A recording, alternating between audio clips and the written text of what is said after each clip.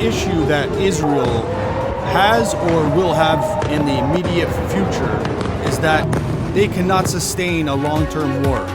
So this country is only about what, 10 million, से मिसाइलों की बारिश, 10 million दिफाई सिस्टम रोकने में population, I नाकाम, believe. मिसाइल अपने अहदाफ पर जा लगे, ईरानी मिसाइलों ने इजराइल को हिला कर रख दिया। तिल अवीव और मकबूजा बैतुल मुक़द्दस समेत मुतादिद इजरायली शहर धमाकों से गूंज उठे।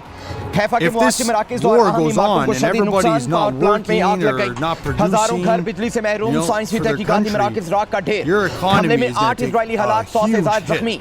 इजरायली हुकाम का ईरान के हमलों में 25 शहरियों की हलाकत का एतराफ़, 450 से ज़ायद जख्मी हो चुके। तिल अवीव में मिसाइल हमले से अमेरिकी सिफारत खाने को भी नुकसान। बिन गौरियन एयरपोर्ट और इलात भी ईरानी मिसाइलों के निशाने पर। बैत-ए-याम में कई इमारतें खंडर बन गई। तेहरान में भी ईरानी मिसाइलों ने तबाही मचा दी। इजराइल में शदीद खौफ की फज़ा, शहरी बंकर में ही दुबक बाहर निकलने से इनकार। either way here, either financially or lose the war, which could mean even more. You lose your country,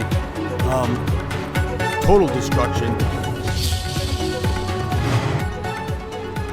Israel का ईरान की फरूदो जौहरी तनसीबात पर हमला, मस्जिद एयरपोर्ट पर ईंधन भरने वाले तैयारी को निशाना बनाया। हमलों में पासदारा ने इनकलाब की इंटेलिजेंस सरबराह मोहम्मद कासमी, उनके नायब और 2 जनरल शहीद। ईरानी वजारत सेहत के मुताबिक इजरायली हमलों में अब तक 224 अफराद शहीद हो चुके। शहदा में 90% आम शहरी, 14 एटमी साइंसदान और 20 फौजी कमांडर्स शामिल। इजरायली हुकाम का तेहरान में वजारत दिफा के हेडक्वार्टर समेत 40 अहदाफ को निशाना बनाने का दावा। कहा, खामनेई हमारा निशाना है। इजराइल पर हमलों की कीमत तेहरान के रिहायशी अदा And there's facts right now that his air defense is not foolproof. So I think Iran has sent 40 or 400 ballistic missiles and 20 have struck. Israel का ईरान के सरकारी न्यूज चैनल पर हमला, नशरियात के दौरान मिसाइल इमारत पर आन गिरा। टीवी एंकर को बराह रास्त नशरियात से उठकर जाना पड़ा। हमले के बाद ईरानी सरकारी चैनल की नशरियात बंद हो गई। कुछ ही लम्हे रखने वाले दहशतगर्द ठिकाने पर छापा, मुतअद्दिद मुश्तबा अफराद गिरफ्तार, असलहा, हसास आलात और खुफिया दस्तावेजात बरामद। उधर ईरान में मोसाद के जासूस को फांसी दे दी गई। इस्माइल फिक्री को हसास मालूमात इजराइल को देने पर गिरफ्तार किया गया था। एक हफ्ते में जासूसी के इल्जाम में 3 अफराद को फांसी दे दी गई। And again, if this is coming out of Israel, they always want to downplay the amount of people dead. Kind of like the Russia-Ukraine war.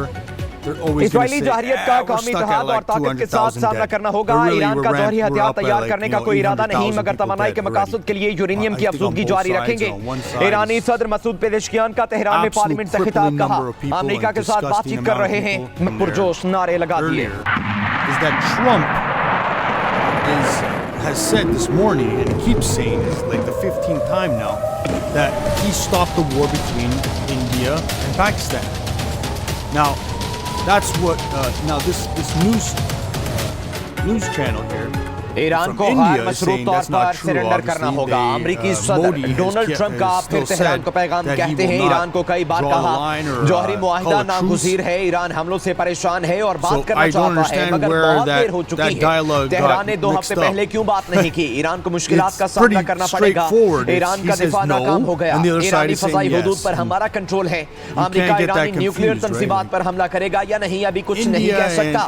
अमेरिकी सदर ने मज़ीद कहा, हमने पाकिस्तान और भारत दरमियान जंगबंदी करवाई है। पाकिस्तानी बहुत अच्छे लोग हैं। पाकिस्तान एक एटमी मुल्क है। मैं पाकिस्तान को पसंद करता हूँ। रूस यूक्रेन जंग के वक्त में सदर होता तो ये जंग ना होती।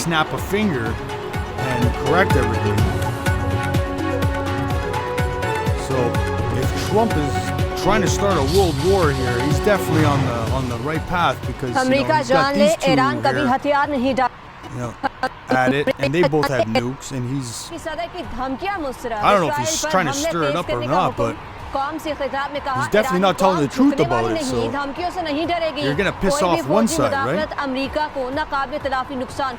And then now he's calling the Pakistani leader over to USA for a lunch. मुसल्लह अफवाज हाई अलर्ट पर हैं। ईरान अपनी सरजमीन पर किसी हमले को नजरअंदाज नहीं करेगा। ईरान अपनी हदूद की खिलाफ वर्जी पर सहूनियों को माफ करेगा, ना ही शोहदा का खून भूलेगा। सहूनी रियासत ने संगीन गलती की और इसे इसके नताइज का सामना करना पड़ेगा। हमारी मुसल्लह अफवाज को क़यादत और पूरी कौम की हिमायत हासिल है। उधर ईरान का मुज़ाकराती वफ़द सल्तनत ओमान पहुँच गया। India will not let it go because of what Pakistan has done for so long to them. the story. That's the storyline. के खिलाफ नेतन्याहू की गैर कानूनी जंग का हिस्सा नहीं बनना चाहिए। अमेरिकी सेनेटर बर्नी सैंडर्स का कहना है ईरान या किसी भी दूसरे मुल्क के खिलाफ फौजी हमला अमेरिकी कांग्रेस की मंजूरी के बगैर नहीं हो सकता। मशरक़ वस्ता में जंग में शिरकत अमेरिका की बड़ी और महलिक गलती होगी। अमेरिकी सदर को आलमी बरादरी के साथ मिलकर इसराइल को जारियत से रोकना होगा। इसराइल ने ईरान पर हमला करके आलमी कानून की खिलाफ वर्जी की। इसराइल का हमला ईरान के साथ जौहरी मुआहदे की सिफारती कोशिशों को सबूताज करने के मुतरादिफ है। तुर्की के सदर रजब तैयब उर्दवान का कहना है ईरान के खिलाफ इजरायली हमले रियासती दहशत गर्दी है। अपने दिफा में ईरान का रद्द-ए-अमल फितरी, कानूनी और जायज है। बहरान को सिफारती तरीके से हल होते देखना चाहते हैं। कशीदगी के खात्मे में तुर्की तामीरी किरदार अदा कर सकता है। अमेरिका ने अपने शहरियों को ईरान और इराक का सफर करने से रोक दिया। तर्जुमान अमेरिकी महकमे खारजा टैमी ब्रूस कहती हैं मशरिक़ वस्ता में अमेरिकी शहरियों की मदद के लिए मिडल ईस्ट टास्क फोर्स बना दी। हमारी पहली तरजीह दुनिया भर में मौजूद अमेरिकियों की हिफाजत है।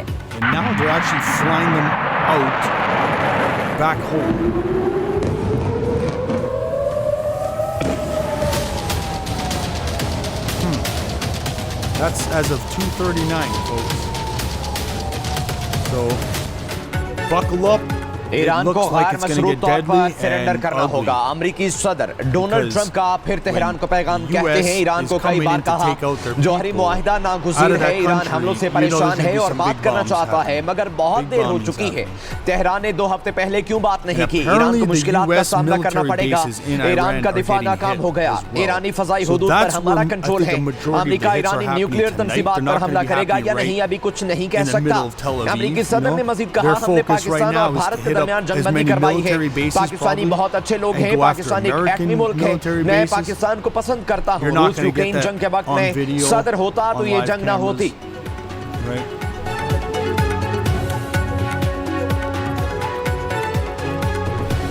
Just to show you the way the trajectory of these missiles flying into Israel. की धमकियां मुस्तरद इसराइल पर हमले तेज करने का कौम से खिताब में कहा ईरानी कौम झुकने वाली नहीं, धमकियों से नहीं डरेगी। कोई भी फौजी मुदाखलत अमेरिका को नाकाबिल तलाफी नुकसान पहुंचाएगी। ईरानी कौम मुसल्लत करदा जंग के मुकाबले में साबित कदम रहेगी। ये कौम मुसल्लत करदा जंग के सामने किसी के सामने हथियार नहीं डालेगी। मुसल्लह अफवाज हाई अलर्ट पर हैं। ईरान अपनी सरजमीन पर किसी हमले को नजरअंदाज नहीं करेगा। ईरान अपनी हदूद की खिलाफ वर्जी पर सहूनियों को माफ करेगा, ना ही शोहदा का खून भूलेगा। सहूनी रियासत ने संगीन गलती की और इसे इसके नताइज का सामना करना पड़ेगा। हमारी मुसल्लह अफवाज को क़यादत और पूरी कौम की हिमायत हासिल है। उधर ईरान का मुज़ाकराती वफ़द सल्तनत ओमान पहुंच गया। Now, I don't know if they're looping around like that because they're trying to get away from the interceptors. But you see those hypersonic missiles, they just go straight at you like a dart. So I don't know what kind of missiles those are. फतावर missile दाग दिए। तल अवीव में धमाकों की आवाज से Israel में खतरे के सायरन बज उठे। ईरान का इसराइली फ़ज़ाई हदूद पर मुकम्मल कंट्रोल हासिल करने का दावा। इसराइली दिफाई निज़ाम ईरानी हमलों के सामने बेबस। पासदाराने इनकलाब का कहना है ईरानी हमलों की 11वीं लहर सहूनी शरपसंदों की खुदसाख्ता इक़्तिदार की तबाही का नुक्ता आगाज़ है। ईरानी आर्मी चीफ का कहना है कि अब तक के हमले इसराइल के लिए वार्निंग है।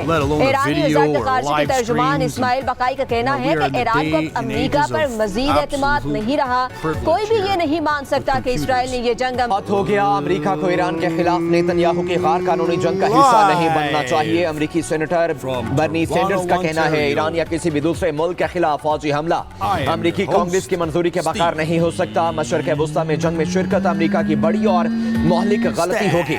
अमेरिकी सदर को आलमी बरादरी के साथ मिलकर इसराइल को जारियत से रोकना होगा।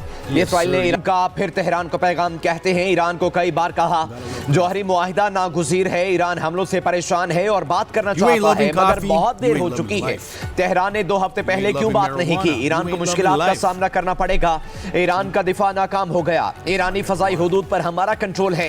अमेरिका ईरानी न्यूक्लियर तंसीबात पर हमला करेगा या नहीं अभी कुछ नहीं कह सकता। अमेरिकी सदर ने मजीद कहा, हमने पाकिस्तान और भारत के दरमियान जंगबंदी करवाई है। पाकिस्तानी बहुत अच्छे लोग हैं। पाकिस्तान एक एटमी मुल्क है। मैं पाकिस्तान को पसंद करता हूं। रूस यूक्रेन जंग के वक्त में शर्क़ वस्ता में जंग में शिरकत अमेरिका की बड़ी और महलिक गलती होगी। अमेरिकी सदर को आलमी बरादरी के साथ मिलकर इसराइल को जारियत से रोकना होगा। इसराइल ने ईरान पर हमला करके आलमी कवानीन की खिलाफ वर्जी की। इसराइल का हमला ईरान के साथ जौहरी मुआहदे की सिफारती कोशिशों को सबूताज करने के मुतरादिफ है।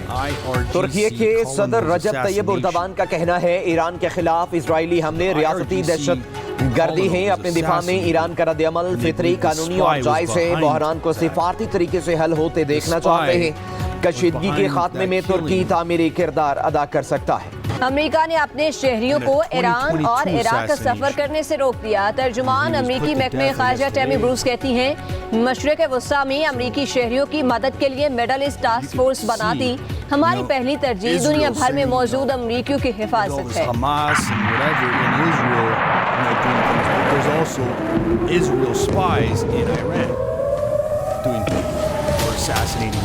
high generals and people in the military and stuff like that. So Iran को गैर मशरूत तौर पर सरेंडर करना होगा। अमेरिकी सदर डोनाल्ड ट्रंप का फिर तेहरान को पैगाम, कहते हैं ईरान को कई बार कहा जौहरी मुआहिदा नागुज़ीर है। ईरान हमलों से परेशान है और बात करना चाहता है, मगर बहुत देर हो चुकी है। तेहरान ने 2 हफ्ते पहले क्यों बात नहीं की? ईरान को मुश्किलात का सामना करना पड़ेगा। ईरान का दिफा नाकाम हो गया। ईरानी फजाई हुदूद पर हमारा कंट्रोल है। अमेरिका ईरानी न्यूक्लियर तंसीबात पर हमला करेगा या नहीं, अभी कुछ नहीं कह सकता। अमेरिकी सदर ने मजीद कहा, हमने पाकिस्तान और भारत के दरमियान जंगबंदी करवाई है। पाकिस्तानी बहुत अच्छे लोग हैं। पाकिस्तान एक एटमी मुल्क है। मैं पाकिस्तान को पसंद करता हूं। रूस यूक्रेन जंग के वक्त में सदर होता तो ये जंग ना होती।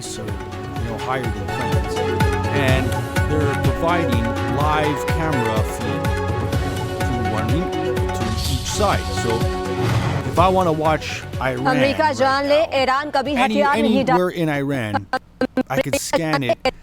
with this camera. I'm sure the camera can move around just like your home video cameras. नहीं, धमकियों से नहीं डरेगी। कोई भी फौजी मुदाखलत अमेरिका को नाकाबिल तलाफी नुकसान पहुंचाएगी। ईरानी कौम मुसल्लत करदा जंग के मुकाबले में साबित कदम रहेगी। ये कौम मुसल्लत करदा जंग के सामने किसी के सामने हथियार नहीं डालेगी। मुसल्लह अफवाज हाई अलर्ट पर हैं। ईरान अपनी सरजमीन पर किसी हमले को नजरअंदाज नहीं करेगा। ईरान अपनी हदूद की खिलाफ वर्जी पर सहूनियों को माफ करेगा, ना ही शोहदा का खून भूलेगा। सहूनी रियासत ने संगीन गलती की और इसे इसके नताइज का सामना करना पड़ेगा। हमारी मुसल्लह अफवाज को क़यादत और पूरी कौम की हिमायत हासिल है। उधर ईरान का मुज़ाकराती वफ़द सल्तनत ओमान पहुंच गया।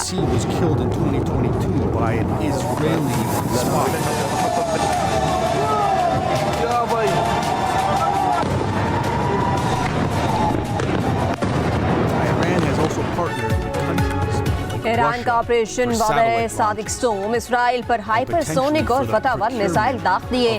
तेल अवीव में धमाकों की आवाज से इसराइल में खतरे के सायरन बज उठे। ईरान का इसराइली फजाई हदूद पर मुकम्मल कंट्रोल हासिल करने का दावा। इसराइली दिफाई निज़ाम ईरानी हमलों के सामने बेबस। पासदाराना इनकलाब का कहना है, ईरानी हमलों की 11वीं लहर सहूनी शरपसंदों की खुद साख्ता इक़्तिदार की तबाही का नुक्ता आगाज़ है। ईरानी आर्मी चीफ का कहना है कि अब तक के हमले इसराइल के लिए वार्निंग है। ईरानी वज़ारत ख़ारिजा के तर्जुमान इस्माइल बकाई का कहना है कि ईरान को अब अमेरिका पर मज़ीद एतमाद नहीं रहा। कोई भी ये नहीं मान सकता कि इसराइल ने ये जंग अमेरिकी ग्रीन सिग्नल के बगैर शुरू की।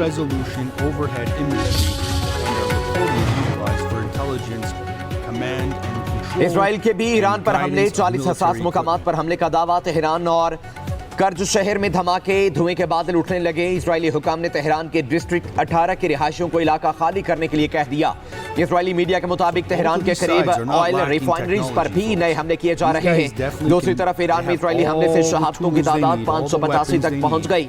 1326 जख्मी। सेहूनी हमलों में शहीद होने वालों में 239 आम शहरी और 126 सिक्योरिटी एहलकार शामिल। ईरानी फजाइया ने 24 घंटों में इजराइल के 25 लड़ाका तैयारे मार गिराए। ईरानी सिक्योरिटी फोर्सेस का मोसाद के एजेंट को गिरफ्तार करने का दावा। इजरायली वज़ीर आज़म नेतन्याहू का कहना है, ईरान एटम बम बनाने के करीब है। तेहरान को ना रोका गया तो चंद महीनों या हफ्तों में एटमी हथियार बना सकता है। हद हो गया। अमेरिका को ईरान के खिलाफ नेतन्याहू की गैर कानूनी जंग का हिस्सा नहीं बनना चाहिए। अमेरिकी सेनेटर बर्नी सैंडर्स का कहना है ईरान या किसी भी दूसरे मुल्क के खिलाफ फौजी हमला अमरीकी कांग्रेस की मंजूरी के बगैर नहीं हो सकता। मशरक़ वस्ता में जंग में शिरकत अमरीका की बड़ी और महलिक गलती होगी। अमरीकी सदर को आलमी बरादरी के साथ मिलकर इसराइल को जारियत से रोकना होगा। इसराइल ने ईरान पर हमला करके आलमी कवानीन की खिलाफ वर्जी की। इसराइल का हमला ईरान के साथ जौहरी मुआहदे की सिफारती कोशिशों को सबूताज करने के मुतरादिफ है। तुर्की के सदर रजब तैयब उर्दबान का कहना है ईरान के खिलाफ इजरायली हमले रियासती दहशत गर्दी है। अपने दिफा में ईरान का रद्द-ए-अमल फितरी, कानूनी और जायज़ है। बहरान को सिफारती तरीके से हल होते देखना चाहते हैं। कशीदगी के खात्मे में तुर्की तामीरी किरदार अदा कर सकता है। अमेरिका ने अपने शहरियों को ईरान और इराक का सफर करने से रोक दिया। तर्जुमान अमरीकी महकमे ख़ारिजा टैमी ब्रूस कहती हैं, मशरिक़ वस्ता में अमरीकी शहरियों की मदद के लिए मिडल ईस्ट टास्क फोर्स बना दी। हमारी पहली तरजीह दुनिया भर में मौजूद अमरीकियों की हिफाजत है।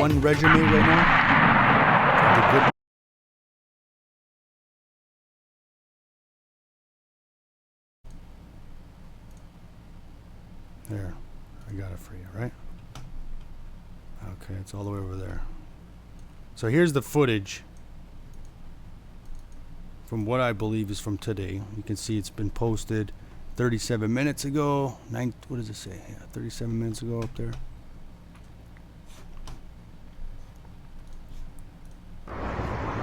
لاویزون تهران هنوز صدای انفجار میاد.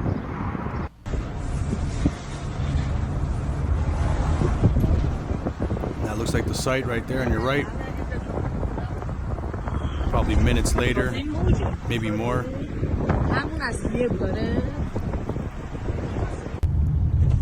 Still driving around, probably passing by again. Same location, different angle. درست زده روش نمیشه وزارت امور خارجه زده همین ساختمون رو زده و وزارت امور خارجه. There's some exclusive footage, folks. I don't think other streamers are showing you that right now. That looks pretty live and recent. That's what I mean by that. I'm telling you, things are about to get a lot worse.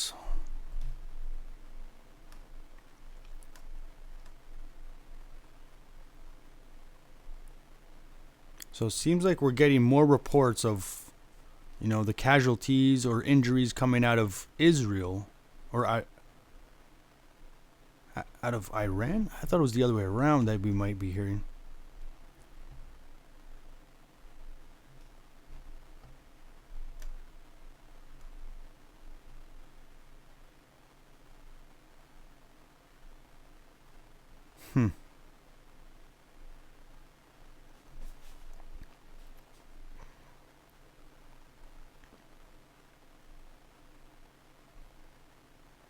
Again, they're saying that these fighter jets have struck a place right near a Red Crescent facility.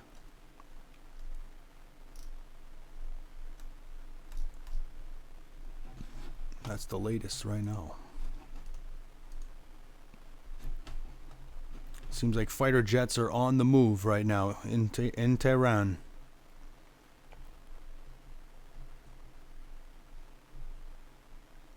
As we sit here watching live, Tehran is taking hits, and Israel, we don't have any incoming information about what's happening in Israel.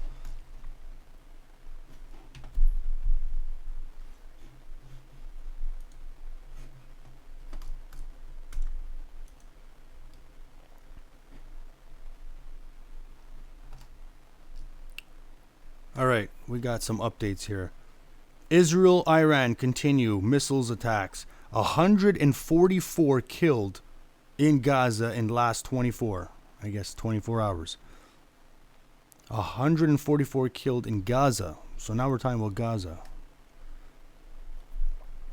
The Israeli army says it has significantly degraded Iran's ability to fire weapons and missiles, and that's why there are fewer getting through. Of course, others would agree it could be tactical for the Iranians to not use all of their missiles they have. the Israelis seem to think the situation is perhaps less critical than it was previously. I disagree with that. Because from this evening, they've reduced the alert level in Israel to a place where you can have gatherings of up to 30 people. I don't get it. So just because they're classifying something and label something, oh yeah, you can do a gathering of 30 people, that means it's absolutely safe, or even if my government was telling me, yeah, you can go and have a gathering of 30 people right now, we have an Iron Dome, you really think I'm going to listen and believe that? The risk is always high. Somebody's shooting missiles at you. They're not shooting a little pistol from the other side of the river. You know what I mean?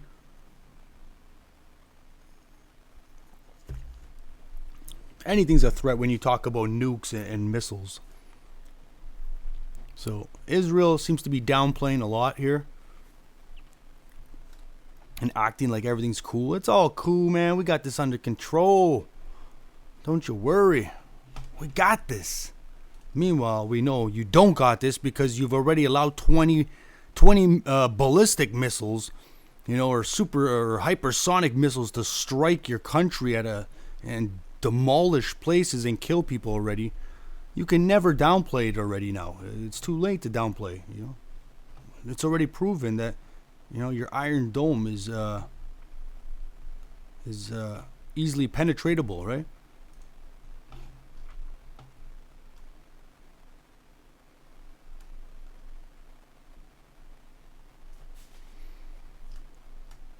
All right, let's get on to another side story that I have lined up.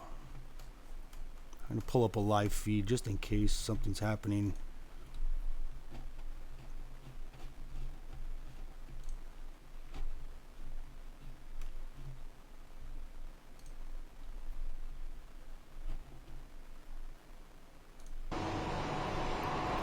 Again, it's like a ghost town right now. You don't hear any cars. You're not hearing any air raid sirens. You're not hearing any bombs. Quite peaceful right now. The skies are quite peaceful. The streets are quite peaceful. But you couldn't fool me. You couldn't fool all the people in Israel right now. It is not a safe place right now.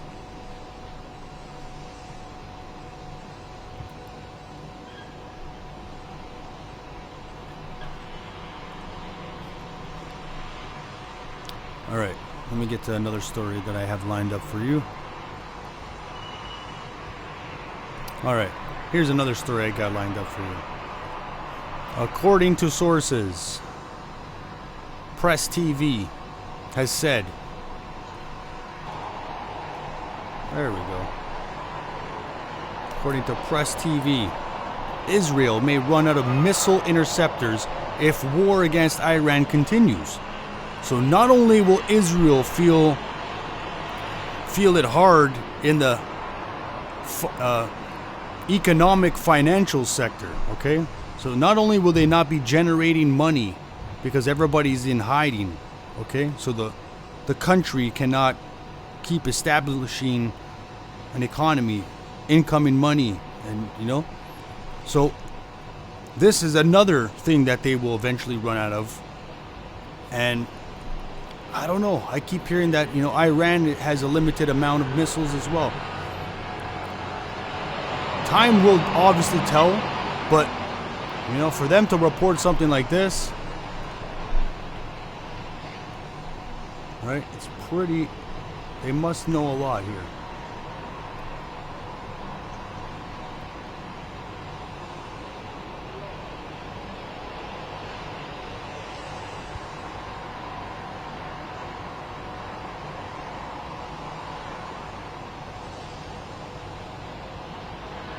Somebody's very sure about this this statement, right?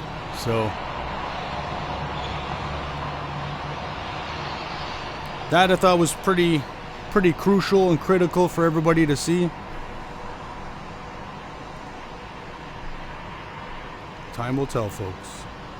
मज़ीद oil refineries पर भी नए हमले किए जा रहे हैं। दूसरी तरफ ईरान में इजरायली हमले से शहादतों की तादाद 585 तक पहुंच गई। 1326 जख्मी। सेहूनी हमलों में शहीद होने वालों में 239 आम शहरी और 126 सिक्योरिटी एहलकार शामिल। ईरानी फजाइया ने 24 घंटों में इसराइल के 25 लड़ाका तैयारे मार गिराए। ईरानी सिक्योरिटी फोर्सेस का मोसाद के एजेंट को गिरफ्तार करने का दावा। इजरायली वज़ीर आज़म नेतन्याहू का कहना है ईरान एटम बम बनाने के करीब है। तेहरान को ना रोका गया तो चंद महीनों या हफ्तों में एटमी हथियार बना सकता। अमेरिका को ईरान के खिलाफ नेतन्याहू के गैर कानूनी जंग का हिस्सा नहीं बनना चाहिए। अमेरिकी सेनेटर बर्नी सैंडर्स का कहना है ईरान या किसी भी दूसरे मुल्क के खिलाफ फौजी हमला अमेरिकी कांग्रेस की मंजूरी के बगैर नहीं हो सकता। मशरक़ वस्ता में जंग में शिरकत अमेरिका की बड़ी और मौलिक गलती होगी। अमेरिकी सदर को आलमी बरादरी के साथ मिलकर इसराइल को जारियत से रोकना होगा। इसराइल ने ईरान पर हमला करके आलमी कवानीन की खिलाफ वर्जी की। इसराइल का हमला ईरान के साथ जौहरी मुआहदे की सिफाती कोशिशों को करने के मुतरादिफ है। तुर्की के सदर रजब Tayyab number of buildings near the headquarters of the Iranian National Law Enforcement Command were targeted by RNA reporter as part of continued aggression by तुर्की तामीरी किरदार अदा कर सकता है। अमेरिका ने अपने शहरियों को ईरान और इराक का सफर करने से रोक दिया। तर्जुमान अमेरिकी महकमे खारजा टैमी ब्रूस कहती हैं मशरिक़ वस्ता में अमेरिकी शहरियों की मदद के लिए मिडल ईस्ट टास्क फोर्स बनाती हमारी पहली तरजीह दुनिया भर में मौजूद अमेरिकियों की हिफाजत है।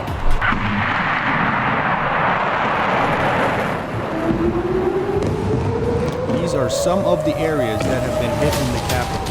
Then it shows this.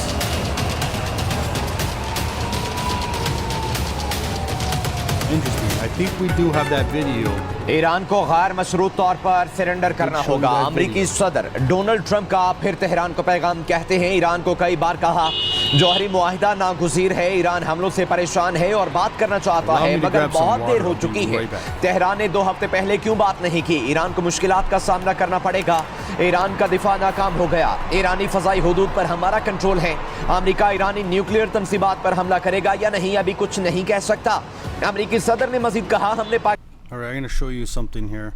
This is people in Iran's TV right now being hijacked by the anti-regime. So they're playing, propaganda and trying to incite violence. Let's take a look.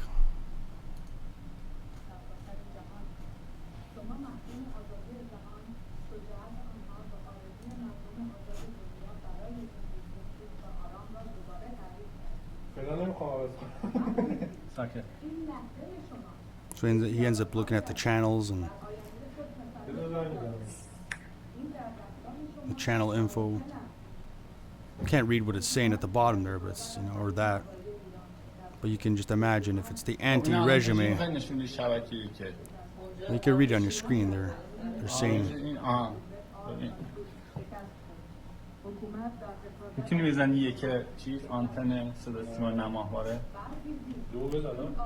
So a lot of stuff that we're not seeing on the mainstream, we're seeing right here on this channel. You're watching Steve Stacks. And yes, we are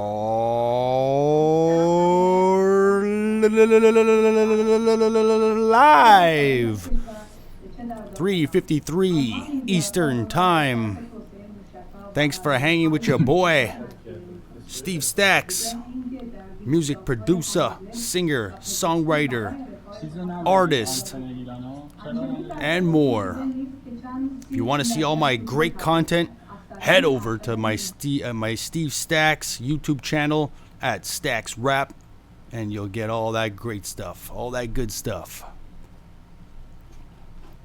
But as for today, I'm just reporting some truth, some facts. Let's head over to Trump's Truth Social here. This always seems to be either comical or something's always going on over here, right? In this neck of the woods, right? It's never just a normal day on Truth Social here. 1 hour ago, talking about the flag installation. 2 hours ago, Trump shows off the new White House flagpole.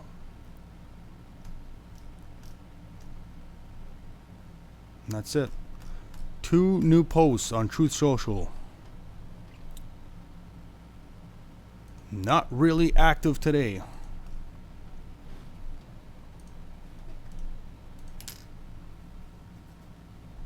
Three minutes ago, Trump says he has not made a final decision on possible U.S. military involvement against Iran. Breaking news, breaking news.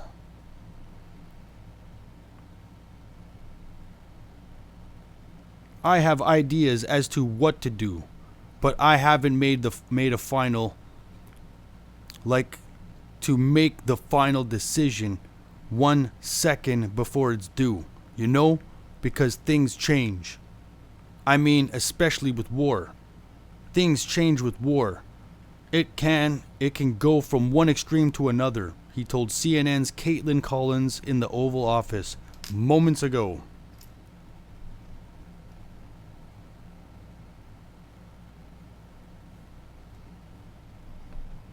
Asked about what would happen if the Iranian regime falls, Trump said, I have a plan for everything, but we'll see what happens. Got a ways to go. Reiterating that Iran should have made a nuclear deal. The president later added that he has not closed the door on meeting with them. So he's just all over the place, guys. He's saying, this, and then he's saying that. He hasn't put a final stamp on anything yet, right? I don't know. I smell something brewing, guys. I smell something brewing, right? And right now, as we speak, there are strikes happening. We're not getting it on film for some reason, but there are strikes happening.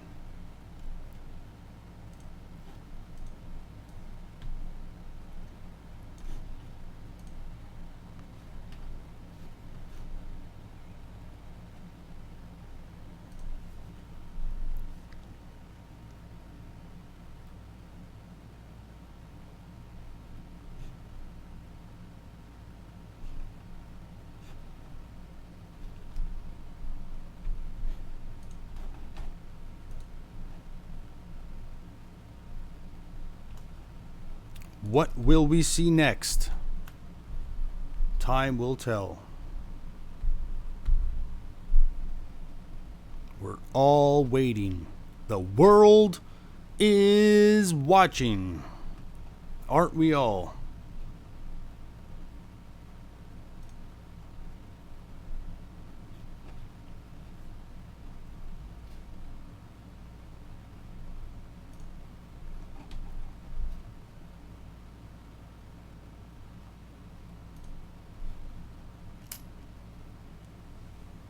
I just tuned into another live streamer. They got Jerusalem and Tel Aviv. So there is no live camera coming out of Iran right now. And I wonder if it's because of that blackout. The world is waiting. What will we see next?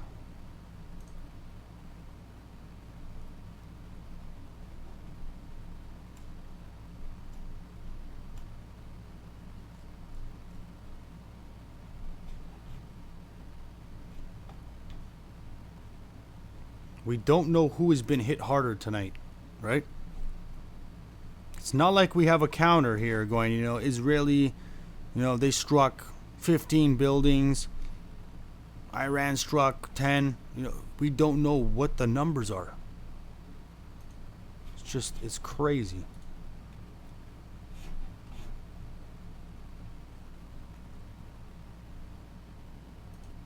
And will we ever know, right?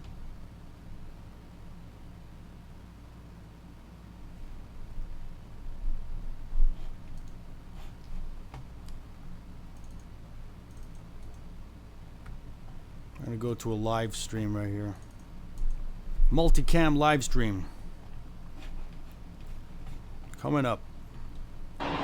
as we sit and wait.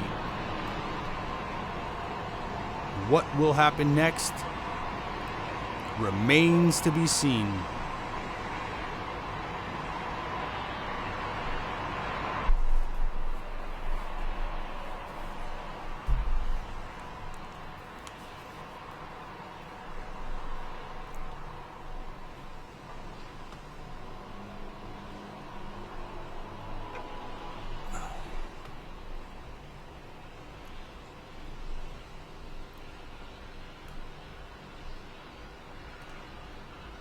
And we're back.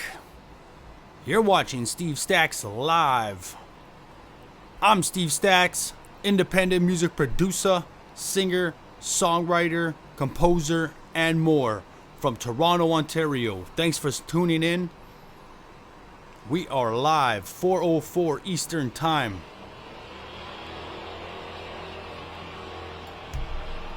With eyes on Israel.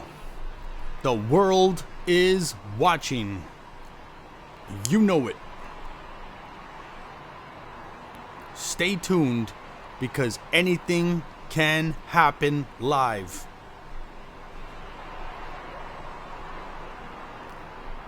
There have been several reports today about 40, what does it say?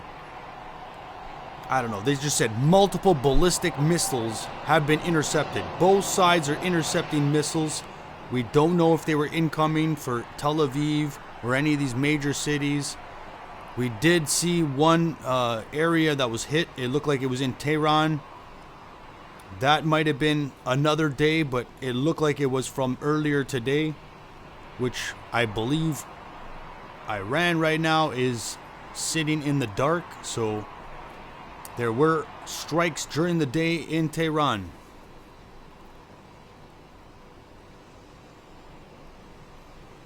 Right now on your screen, you're seeing one shot from Iran and about 3 from Israel.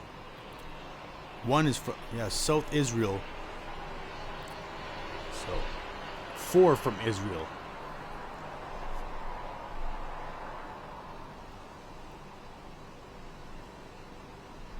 We don't get a lot of feeds, a lot of information about casualties. The last we heard was 200 or 300 people dead in Iran.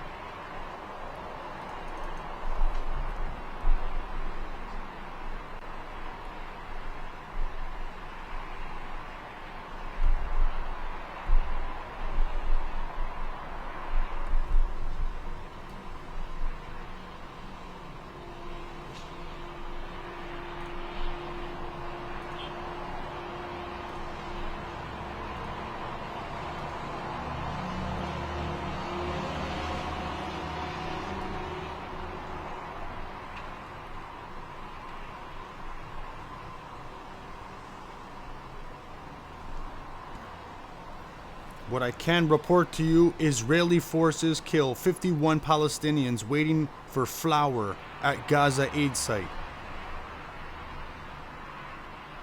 It just blows my mind. Israel is fighting 2 major wars right now. It's something, absolutely, they would say unprecedented, but unbelievable is more the word, right? No country can really fight two wars at once. You can, but in the end, your resources, your money is all going to be wasted on these things. And like I said, I don't know if I said it in the stream, there's no winners in war, right?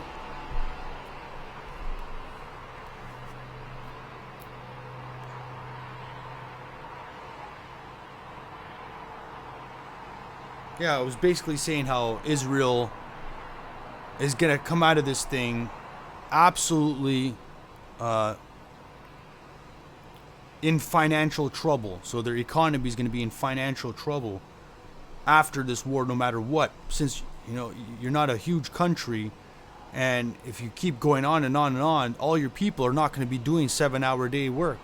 You know, they're only going to be doing, you know, maybe an hour here, an hour there for a whole day, because majority of the time they're in bunkers. So nothing's going to be getting done in Israel, which means you're not going to be making paper. You're not going to be making coin. And then, you know, the whole country is going to go to shit, right? And then if the other country bombs you to shit, then your country went to shit. So either way, it's going to go to shit if you don't end the war fast. So this is going to be an absolutely monumental couple days here, historical couple days, because it's make or break for Israel, right? Like, and we don't know which countries are going to start, you know, joining forces with Iran. And we don't, I think everyone is waiting to see what USA does. If USA puts their foot down, maybe that's why USA will not, you know, that's why Trump will not say anything. Because if Trump says no to this, then the other countries are going to jump on Iran's side and probably, you know, kick the shit out of Israel, right? But if Trump just keeps dangling that carrot, okay, and just keeps all the other countries guessing, don't make a move on Israel, don't make a move on Israel, because then the US is going to get involved and we can kick the shit out of all of you guys, you know? That's what everyone's holding off for right now, right? But if they all hear that USA is definitely not getting involved offensively in this war, they might jump on Iran's side and then just gang up on Israel, and this thing could be over in a week or less, right? This is not going to stretch on or go on like the Ukraine-Russia war, I guarantee you that. So we are on the cusp here, folks. We are absolutely on the cusp of something historical for the history books. And it's not looking good for Israel, as much as they want you to as much as they want you to think that, right? Like,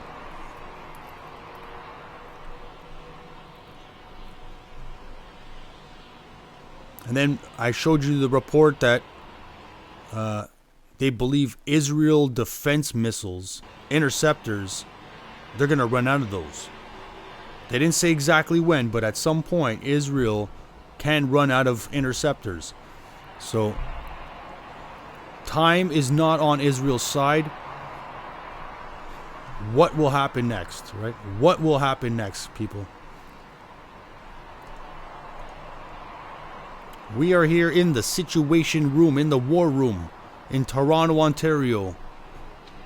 You are watching Steve Stacks' channel live on Twitch. That is Steve Stacks _official on Twitch.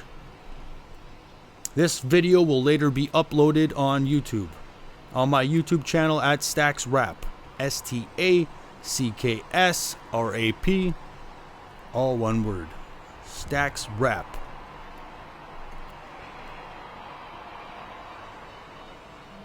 Okay, breaking news. Trump just keeps dishing out the quotes, guys. He's not scared to dish out the quotes, right? So this is obviously CNN source.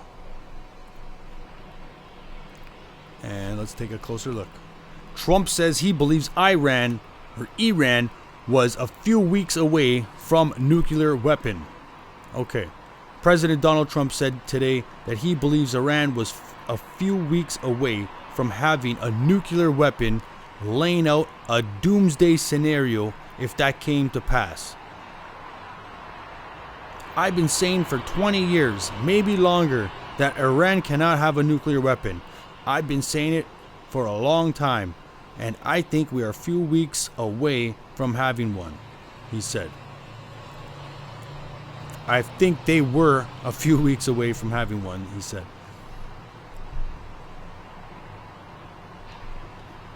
So, are him and Netanyahu just a bunch of conspiracy people?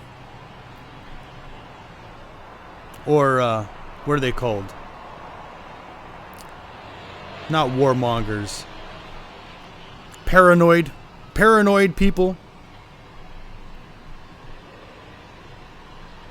Do they sound like a bunch of paranoid people? Or are they actually looking out for your best interest?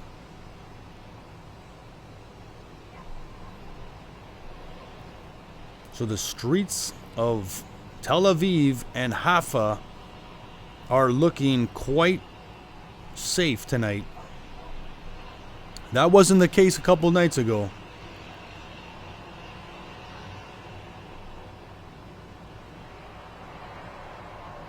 We are not hearing any air raid sirens. It looks like on this stream people are not believing that this is the actual live feed tonight. Which is possible, people. It is possible. If you want to protect your country, you might be just flipping on the fake cam here. And same way they don't want to report real casualty numbers, they probably don't even want to feed us the real live cams. Let's see if we can get any live reports here from social media.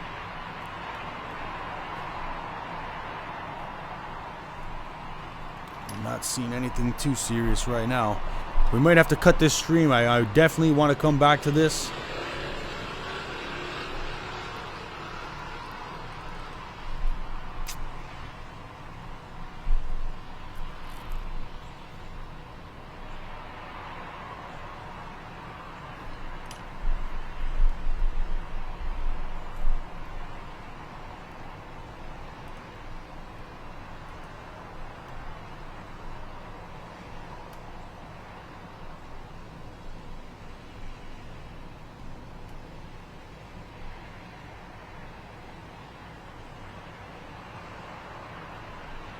Wow, this just sounds so terrible.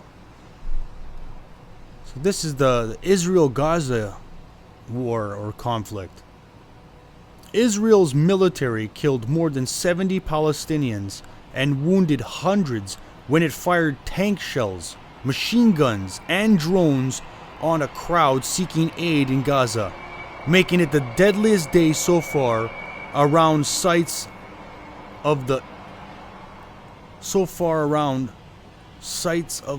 Israel and US backed aid group GHF. I don't know, but you can't even make up that's not a fake story. How can you make that one up? Right?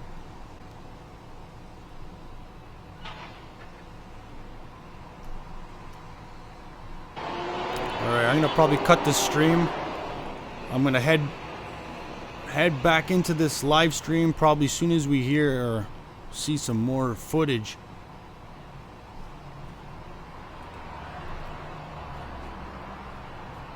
I have a feeling we're missing out on a lot of stuff here that is not going on in front of the camera, and people are not able to report it. So until that stuff comes into me, again, you can send me some footage that you have. It's stacksrap@gmail.com. If you send it to me, I will show and tell it. So on the next live stream, until then, stay safe and stay well. This is Steve Stacks. We're live 4:18 Eastern Time. Check you on the next stream. Stacks out. Yes sir, yes sir. Now let's get to some news that I came across here. How are these missiles so accurate? Specific individuals, what we've seen in the last few days, and there are reports now that even a few more possibly high-ranking Iranian functionaries have been targeted in the last 24 hours. How are they doing these pinpoint targeting? Well, Rajiv, it's a combination of Israeli intelligence, ground-based human intelligence, technical intelligence, satellite surveillance, and of course their Air Force, highly effective Air Force. All of this is being melded into one compact fighting machine, and they're using AI as well. So the minute they pick up a target, they're able to track the target using satellites and drones, and then the Israeli aircraft or their drones are able to move in for the kill. And that is one reason they've been able to target so many leaders, military leaders, scientists, all of that inside of Iran. And we're also hearing that the Israelis over the last couple of months. But the missiles and drones that you spoke of, many of them possibly with support from the Russians, give us a sense of this Iranian arsenal. Does it really have the arsenal to strike back? Well, interesting question, Rajdeep. You know, and this is one of the most bizarre conflicts in the history of the world. You have two countries that are fighting each other. It's a David and Goliath battle where these two opponents are 1,200 kilometers away from each other. They don't share a land border. Israel is a country that's the size of the Indian state of Manipur. It's just about 22,000 square kilometers. That's how small Israel is. And it's fighting Iran, a country that is half the size of India. It's 1.3 million square kilometers. It's a massive country. It's a regional heavyweight. It's always been the case. But, you know, here's the thing. Iran has an air force in name only. It got its last fighter aircraft, significant fighter aircraft in the 1970s under the Shah of Iran. And in the last... So he basically went on to say they're not well equipped with the air fighter jets. But he was saying their drones have stepped it up so much that they're better than the Russian drones. So where you lag in one department, you're stronger in another department. Another story that I believe we should... It's the casualties, okay?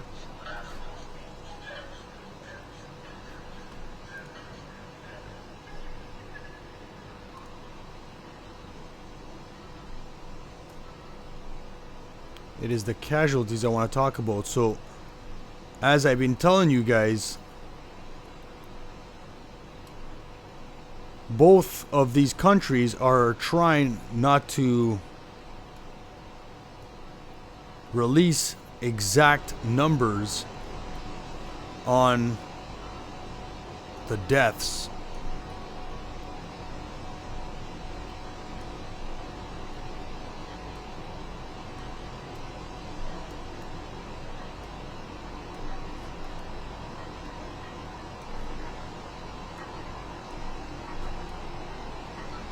So if you look on your screen, you'll see that there is actually 500 deaths in Iran so far, 585 to be exact. What human rights groups are actually estimating. I don't think they have the most accurate number, and if it's off, it's going to be they're lower than the actual number. So the actual number might be 700 or 650, right? But basically this site or this page here is just saying how this has been reported up here, you know, and this is what human rights groups are saying. And this is a report from today, June 18. I guess Associated Press put this in. Explosions were heard in Tehran early Wednesday. So that could be under the cloak of night, or it could be broad daylight, as intense Israeli airstrikes again targeted Iran's capital in a conflict that human rights groups said had killed at least 585 people across Iran and wounded 1326.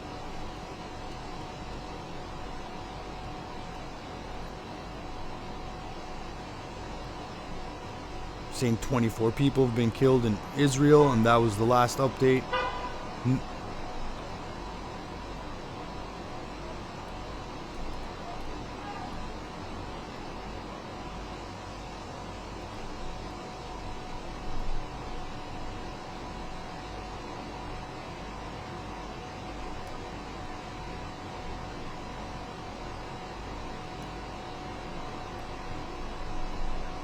I don't know what this means. Satellite photos show U.S. Navy ships out of Bahrain dock. Does that mean they left the dock or? Meanwhile, Tuesday, local media reported that Bahrain conducted a test of its air raid sirens. Iran has threatened to target U.S. military installations in the region, though there have not been any attacks so far since the Israeli campaign against Iran began on Friday.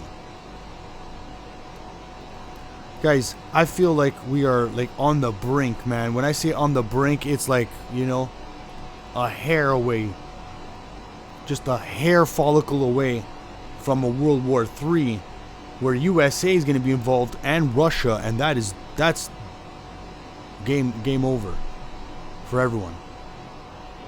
Because you got this story headline breaking right now, okay? This one breaking right now, where Putin is trying to stand up for over 200 of his employees right now. 200 of his people that are employed in Iran right now.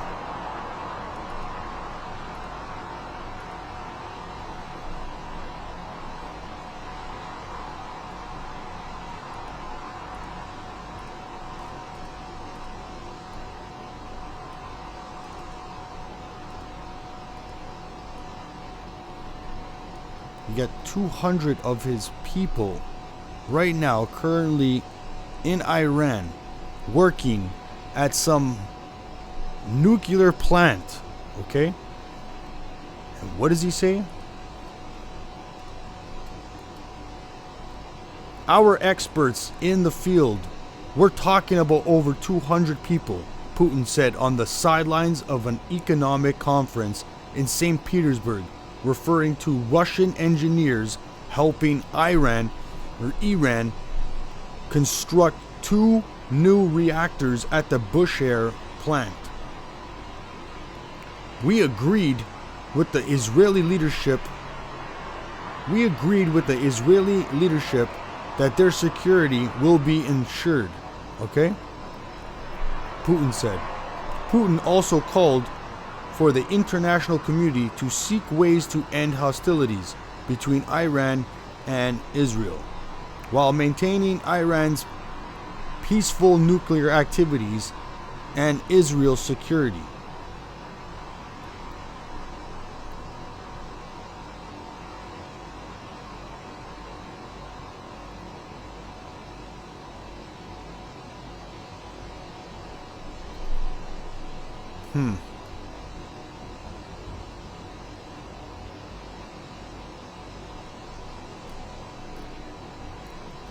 It looks like Putin is putting his foot down, saying, listen, you do anything to my people and we're going to unleash fury on you, right? And then there's Trump, you know, coming in and might get his hands dirty in this one. Or also Trump is saying to Iran, don't hit our military bases or my people at the embassies and stuff, or else I'm going to unleash fury on you. So we're just moments away from USA getting involved and Russia getting involved. And then what? Russia and USA would end up going head to head. Right? But yet these guys are all able to still talk on the phone. Like, as of right now, what? I think it just said that Putin actually spoke to Trump. So, you got all three that are actually connected talking on phones, and yet it's still getting out of control, right? Putin doesn't even want to discuss the possibility of the U.S. killing Iran's leader. This is breaking right now.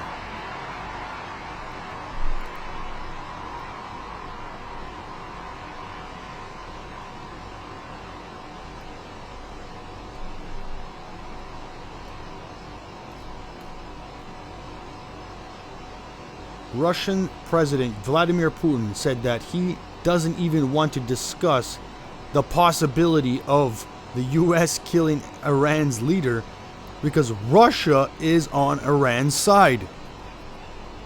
They've already said that. So Iran has a lot of backers right now.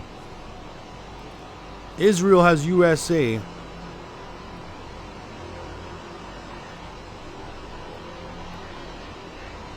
He made the comment in response to a question while speaking to reporters on the sidelines of the economic conference. Okay.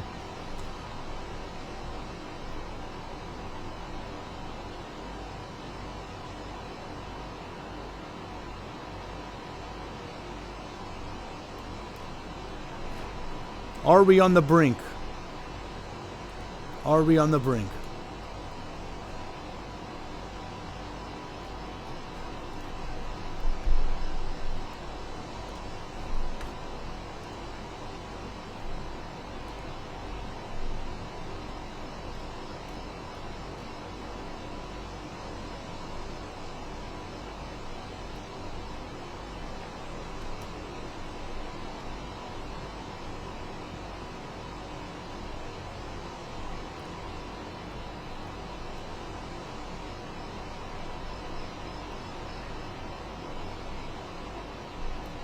All right, we got some new clips here.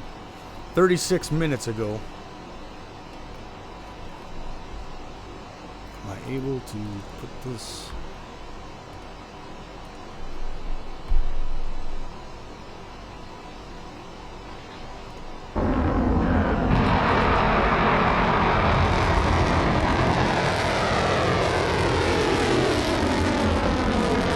There goes another one towards Israel.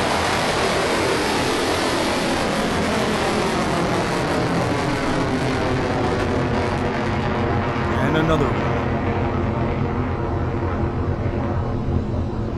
Now these things get up to Mach 5, which is over 3,000 miles an hour, I believe. They break the atmosphere and come back down even faster. They get so high, there's no oxygen up there. Almost into outer space and then back in.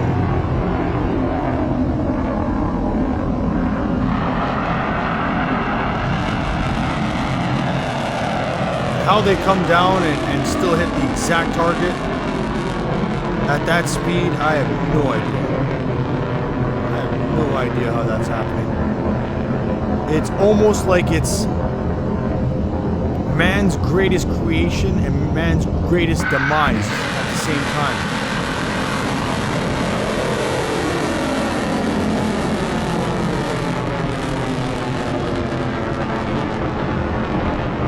Some serious clips. We never get to see them taking off, do we?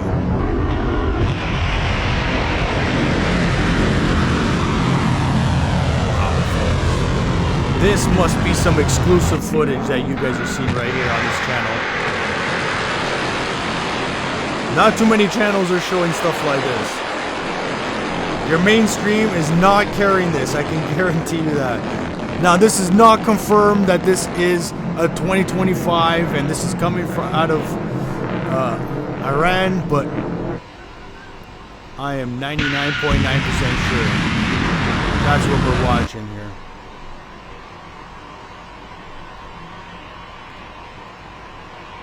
Onto another one that looks like it's just nightfall.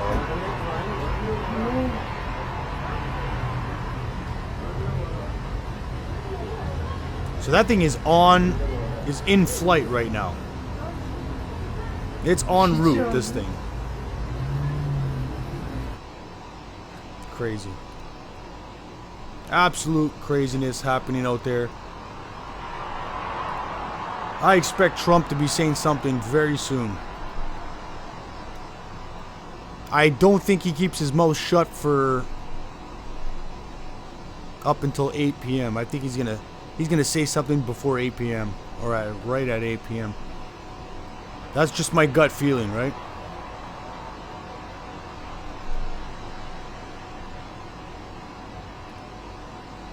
First night was devastating, and he looks very tired in the eyes. One side off, as you know, devastating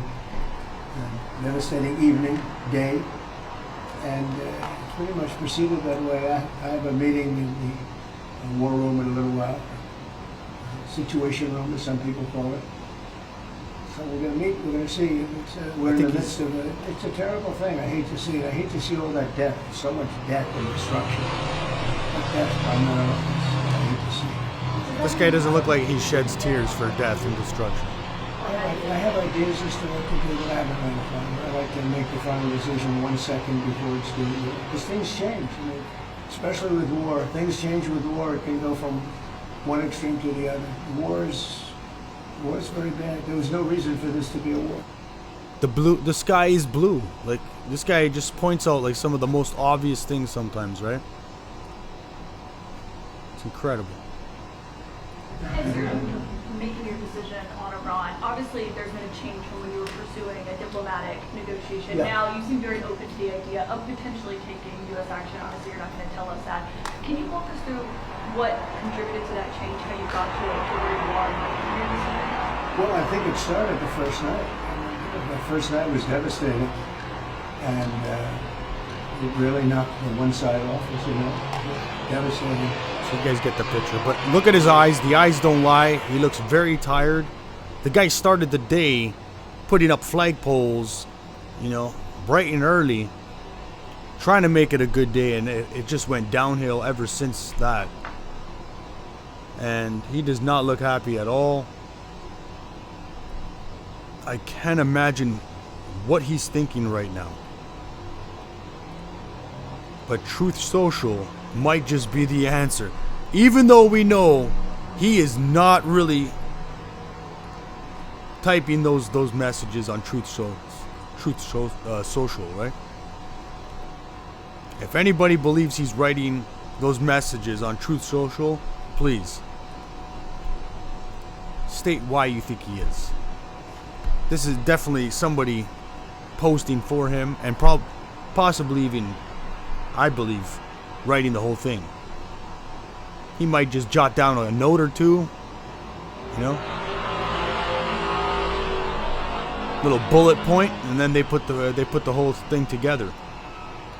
So yeah, it's just these two posts in the last 2 hours talking about his big beautiful bill, and this one is bashing Biden. So nothing too erratic. So that is what they're reporting. That's what they're breaking right now. 4 minutes ago, American voters are split on Israel strikes against Iran. I don't know how Fox News does these polls. I really don't. So I don't put too much into these polls at all. But like last I just seen, it was 16% favor of getting involved in the Israel-Iran war. 16%. So I don't know what the hell these guys are saying. 49% saying they approve of the strikes. So approve of the strikes, not get fully involved. Maybe that's what the other poll was, 16% to get fully involved. I don't know. I don't know what's going on anymore with this world. I don't know why too many things, man. Too many things with these leaders. Got the wrong leaders in charge, man. Always. If you're raising your hand to be the president or the prime minister, you're probably the wrong person, right? It usually is. Like, all the right people that should be chosen for that are like, you know what? I'm gonna live a more relaxed life than the president. I'm gonna live, I'm gonna stay on the down low, right? Like, and what we heard about with that Tucker Carlson interview with Ted Cruz, apparently, according to Ted Cruz there, he thinks, Donald Trump has had attempted assassinations from Iranians within USA, but none have been arrested, and then he's going on and on, digging himself a bigger and bigger hole.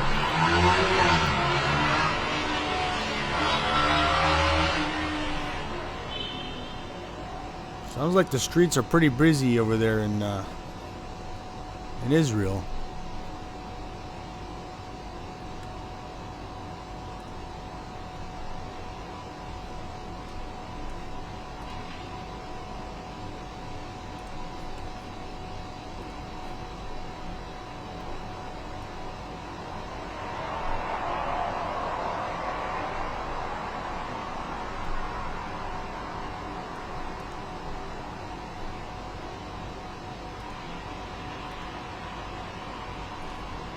Now, just a recap from my other video. Some of the things that we touched on. Canada is asking all travelers to avoid these places. And like I said in the first video, when you want to get to Iran, I think you land in Armenia. And then you could easily take a plane or walk over there. Right? Same with Israel. I think Armenia is the closest destination.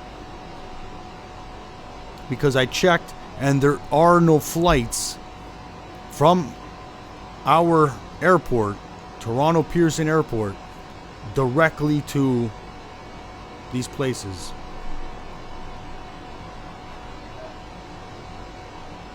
And we touched on this in the last video. Trump has initiated a big military aircraft to go and pick up embassy workers in Iran, I believe. So I'm pretty sure US has embassy workers in both places. Or maybe it was pick up just in Israel. But I did hear that I should probably search for it. But I did hear that the embassy workers were not going to work for 3 straight days or something, or haven't been working for 3 straight days. And again, I don't know if there's an embassy in Iran. Let me take a quick peek at that.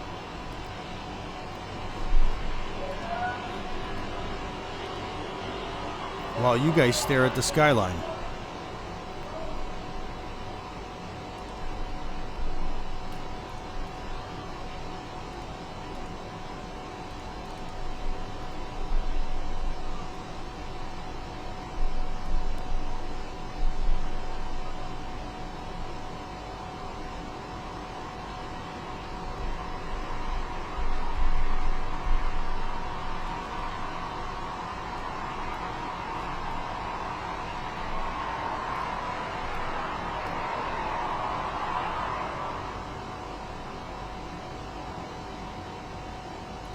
I believe they were even trying to get all Americans that are living in Israel right now, or staying at a relatives, and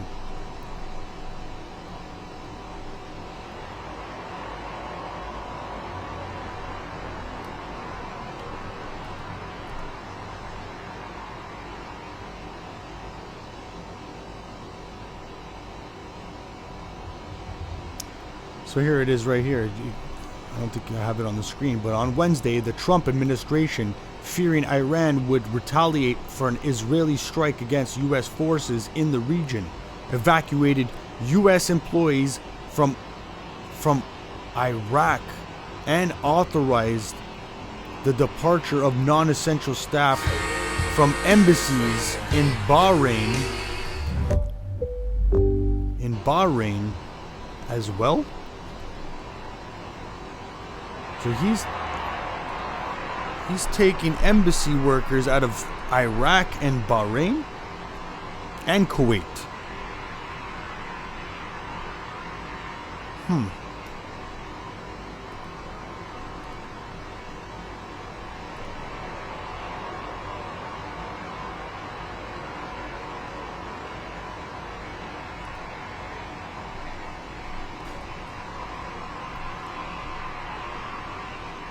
U.S. to shut down the Jerusalem embassy. That's as of today. So he didn't shut down the Jerusalem embassy as of yet for 3 straight days, did he?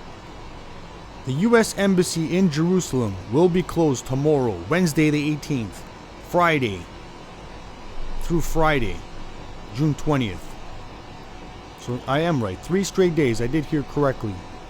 This includes the consular sections in Jerusalem and Tel Aviv, the department said on X.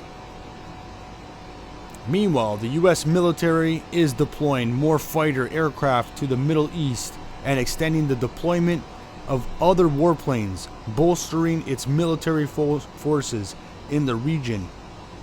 And as the war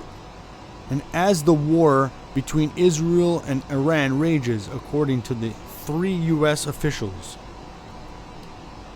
One of the officials said the deployments include F-16, F-22, F-35 fighter aircrafts.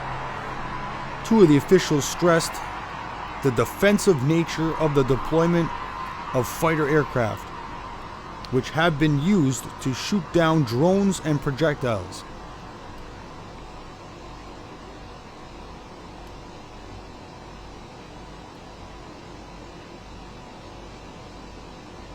The United States already has a sizable force in the Middle East, with nearly 40,000 troops in the region. That's right, your kids or someone that you know is probably already deployed in the Middle East. 40,000 troops in the region, including air defense systems, fighter aircraft, and warships that can detect and shoot down enemy missiles.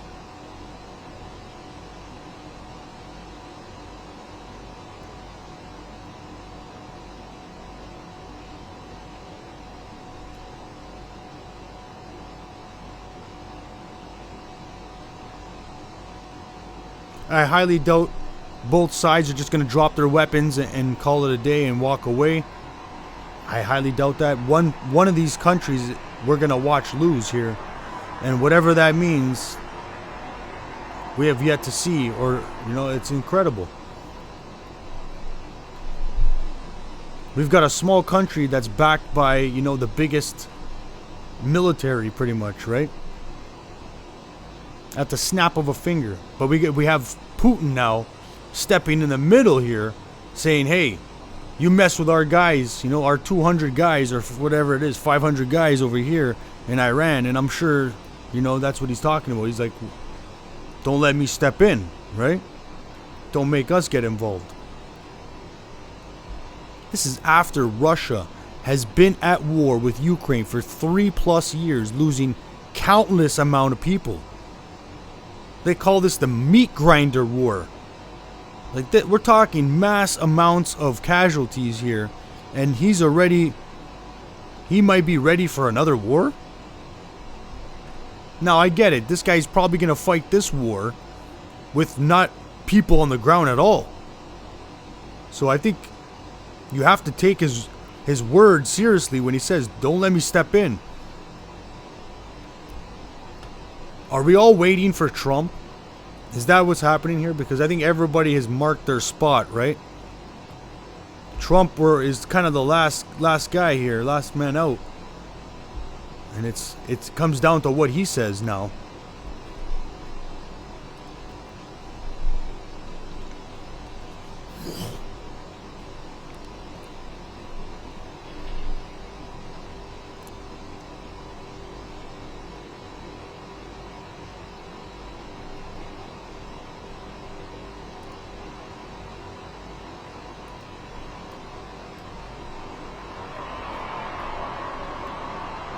Again, nothing in the sky, man. Nothing towards Tel Aviv today. It's a good thing, but we've already have confirmation that there has been both sides sending missiles and intercepting missiles. Where this is all happening? Possibly the outskirts, right?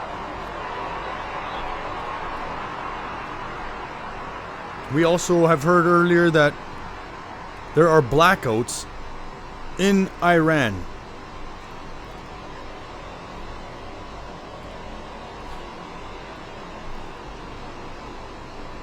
So Iran they say the anti-regime is blacking out the internet, and they're actually overtaking the broadcast, TV broadcast, and putting propaganda on there.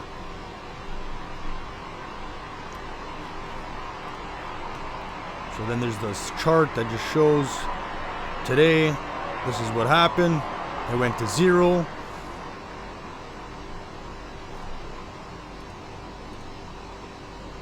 And then they're asking for Elon Musk to step in,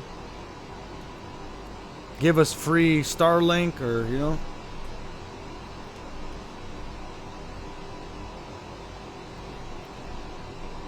Then we heard Lebanon will step in. Lebanon's Hezbollah will take action if the U.S. enters the war. So we already know who's on whose side here, and you know what's next is we're waiting for Trump. If Trump doesn't get involved, then I think Israel will still fall, because again, that economy cannot sustain any days of non-working, right? It's already a small enough country. It won't take long for their economy just to go absolutely to shit, right? Like, nobody's working, nothing's getting produced, no money's incoming, everybody's on halt there. So they will lose, right? They're in a lose-lose unless USA steps in here. And we're all holding our breath, waiting for Trump. These were the latest figures for the amount of weaponry being used.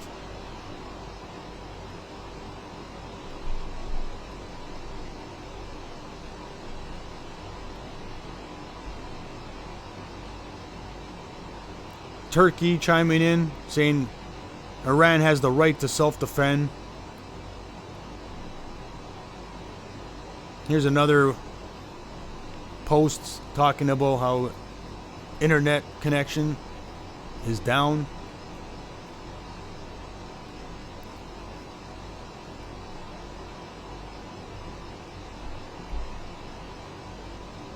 Then there's this report telling us that Israel might run out of interceptors. They don't say when, really, but time is not on Israel's side at all. I don't care what news channel you're watching, what YouTube streamer, this is the truth. Right? Now, I don't think USA funds them with interceptors, right? I may stand corrected there. But I guess they're not even talking about the actual machine that propels them. It's the actual missile. So I don't even think USA, well, USA probably does, but USA's probably has their own interceptors working with their own machines, and you know what I mean, and it's probably not universal. They can't just give them interceptors. I don't know, but that's what they're claiming. It could be true. Then we touched on how both countries have imagery in space of each other. Satellite imagery. So I think it's more video, and it says low resolution, but they're saying low resolution imagery. That can mean video, that can mean photos, which is why we see a lot of the strikes at night, because it takes, for a lot of these missiles, it takes like a group of people, and then you need to wheel in the, you know, the actual platforms, and they might be attached to vehicles and stuff like that. So it's quite a big gathering where if you're getting, you know, by the second updates of photos or video, you know, live video, so they can both spy on each other from their satellites that they have way up above us. So that's why they choose to do all these attacks at night. under the cloak of night. Then we heard about this story. There's some guy that Iran caught in Iran, obviously, and he was plotting, or he did plot, or he did do it, an assassination. So they caught a high-profile Mossad spy behind somebody in the IRGC that was assassinated. So the IRGC, from what I am finding out, is it's right here, right? Islamic Revolution Guards Corps.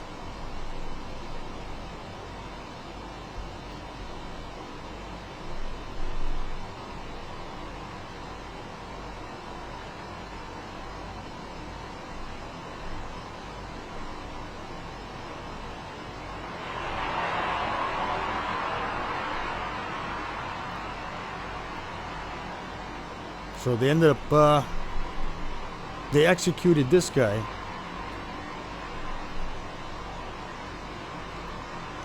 And there's not much more to say about that one. Then we took a look at these, which are images from, I guess from Iran? I don't know. Either way, it's showing some weird trajectories of these missiles. Just shows their brain, the brains of these missiles. Maybe they're able to dodge and weave and maneuver once they know they're being chased by a mortar behind them. These I'm telling you, these missiles, they have a mind of their own almost. It's pretty damn scary what's happening out there in the world. These people are creating some serious weapons for all the wrong reasons. You want to think it's for defense, but really, I don't know. It'd be better if nobody wanted a defense, because then nobody can harm the other person, right?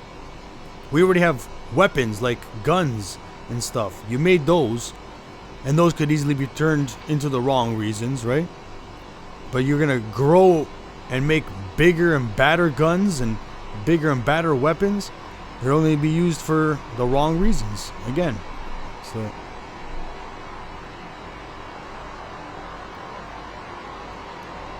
and I haven't spoken about this, but I found out the weight of the Hiroshima bomb, and apparently USA's biggest bunker buster bomb is like 30,000 tons or 30,000 pounds. And the Hiroshima bomb was 9,000. So what these guys have produced is incredible, because 30,000 sounds like you can blow up a whole country, you know, let alone just the nuclear gases and stuff. But the explosion alone from a 30,000 ton, 30,000 pound, you know, warhead bomb, like, don't think any of us want to see that, man.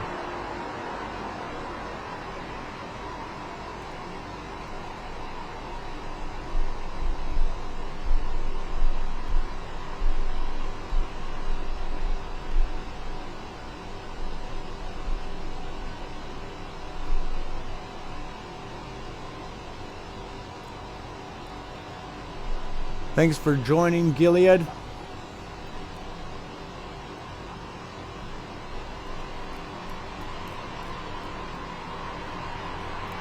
And if you want to send in some photos or a video of something that you caught on the internet that's breaking, you can always send it to my email, stacksrap@gmail.com, and then I'll show and tell it.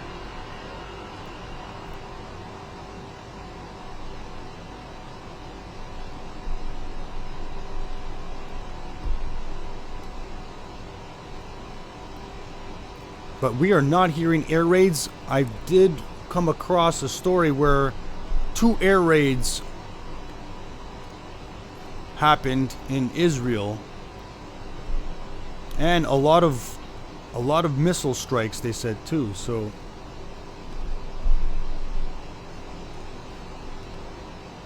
I think it was right here too. I could pull it up. Here it is.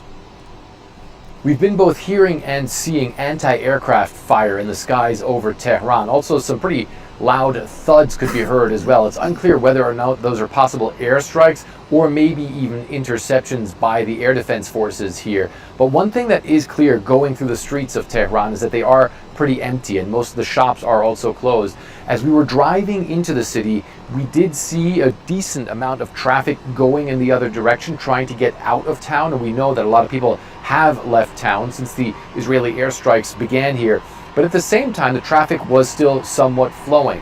One of the other things that we noticed as well, and we did drive through a substantial part of Iran to get to this place, is that in many other places it appears to be almost business as usual. There were a lot of cars on the road, there were factories that appeared to be working, there were also a lot of trucks that were driving on the street as well. That's in Iran. And folks that we spoke to on the ground were basically saying they were just trying to get by and continue the way that they had been before. Nevertheless, of course, people here in Tehran understand that the situation for them could be dangerous, and many have actually left the city. And this comes as the Iranians are vowing to fight on. The supreme leader of Iran, Ayatollah Ali Khamenei, he came out and said that Iran and the Iranian nation would never surrender. Of course, what the Iranians have been doing is, in the face of the airstrikes that have been coming in, have been lobbing their missiles towards Israeli territory.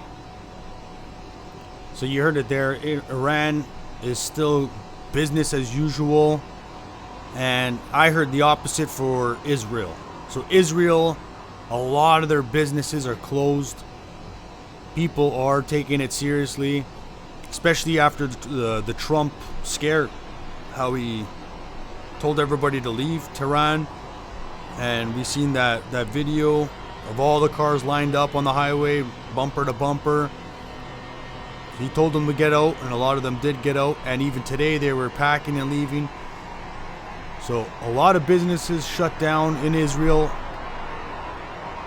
Things are getting worse all around. And we seem to have a new update.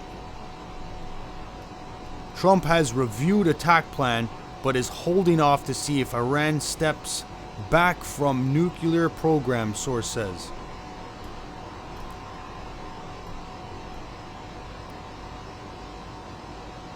This is just flat out here. You can see CNN's Caitlin Collins asked Trump if he has made his final decision on whether to intervene in Israel conflict. Nothing. That's just a headline. That's crazy. We're all sitting here waiting, hoping for the best outcome. And like I said, I don't think Trump, Trump is too... He's got his hands bloody or dirty in so many things right now. It's the right thing to do would not be get involved. It's sad to say. I don't want any country to get hurt, but the outbreak that would happen in USA as well. Like, you got how many Iranians right now living in USA? Some of them living right next door on a street in USA next door to an Israeli. The amount of backlash and the crisis that would happen in USA. You think you guys have civil unrest right now? You just add another feud, two ethnicities, clashing all day, every day in USA. It's not going to end well, right? Then USA has even more threats, of terrorism and, within, right?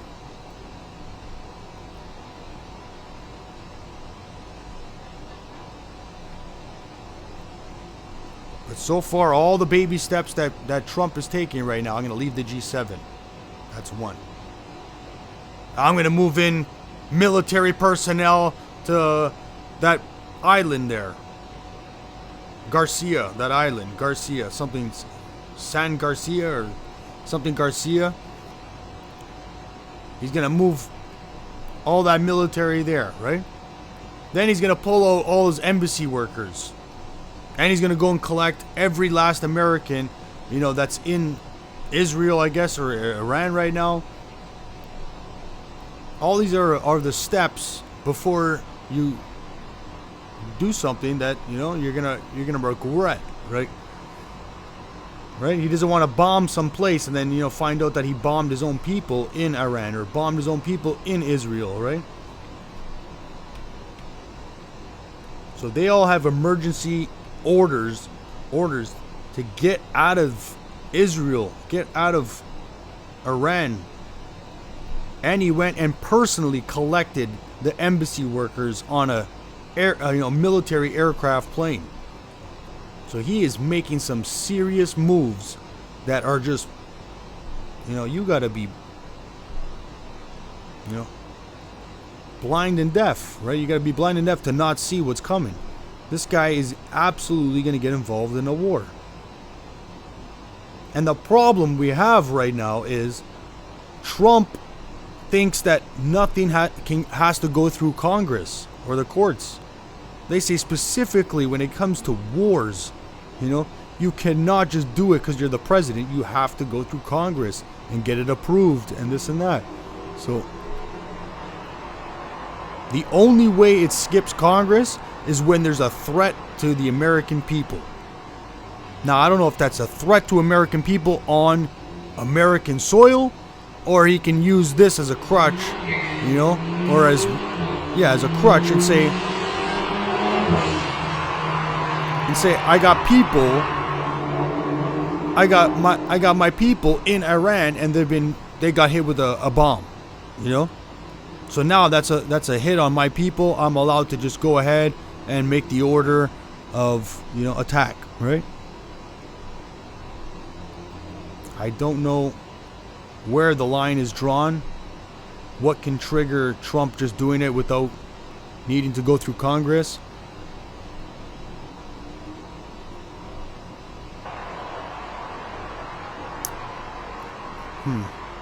He's gonna pull up a video that I seen earlier. I don't think I could find it now. Okay, we got a new video here. Okay, this is from tonight.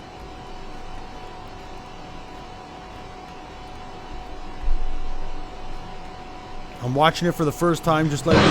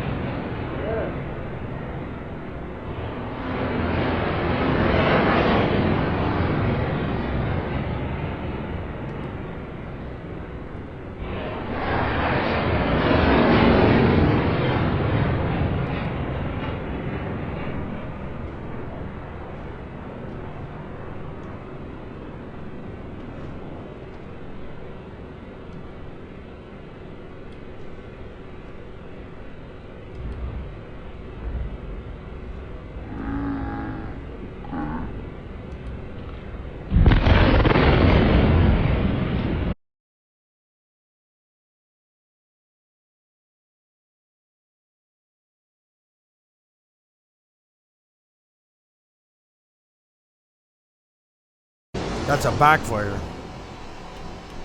That was a backfire. Go!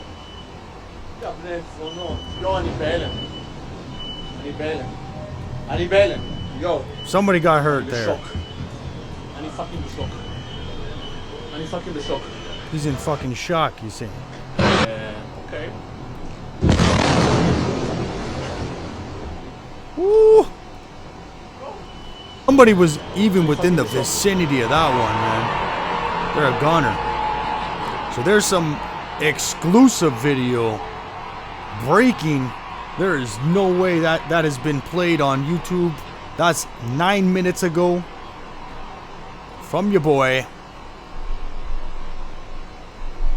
Steve Stacks, bringing you all the latest updated video from this conflict and side stories that the mainstream news is not giving, not breaking and giving it to you.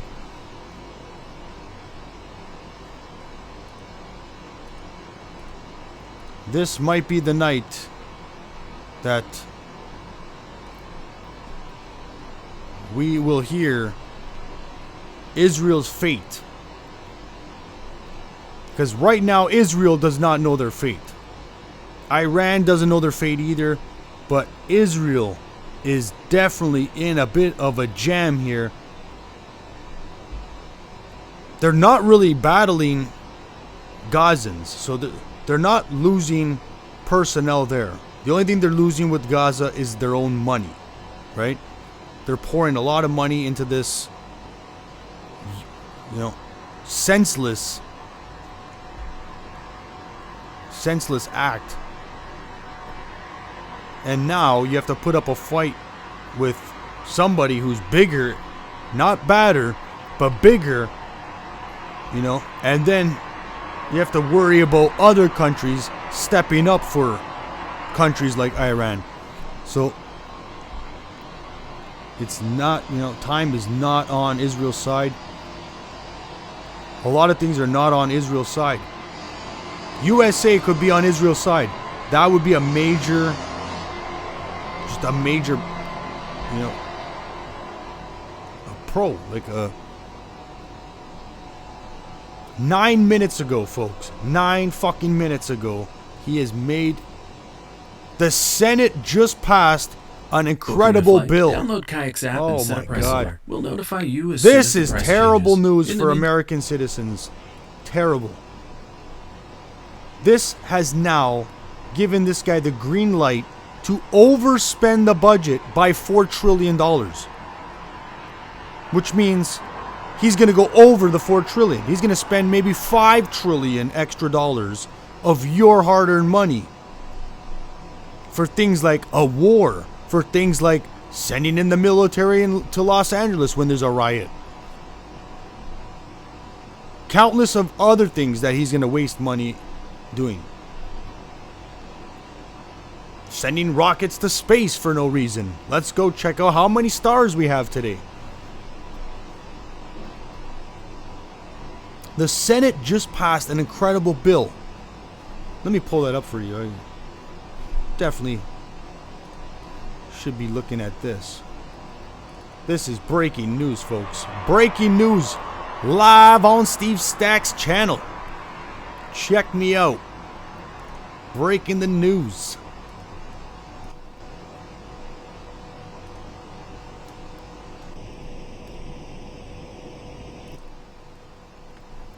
Check me out here, folks. Truth Social. Check it out. Trump decides, or Trump gets the approval, which is a shock. Now, we don't know if this is true, because this guy's been lying. He lies. Oh, I just made Pakistan and India stop their war, which India's news broadcasts right now are going, what the hell is this guy talking about? He keeps saying it. He has said it over 14 times in the last week. We haven't made truce for years, And we definitely didn't just make a truce. It would have been all over our news,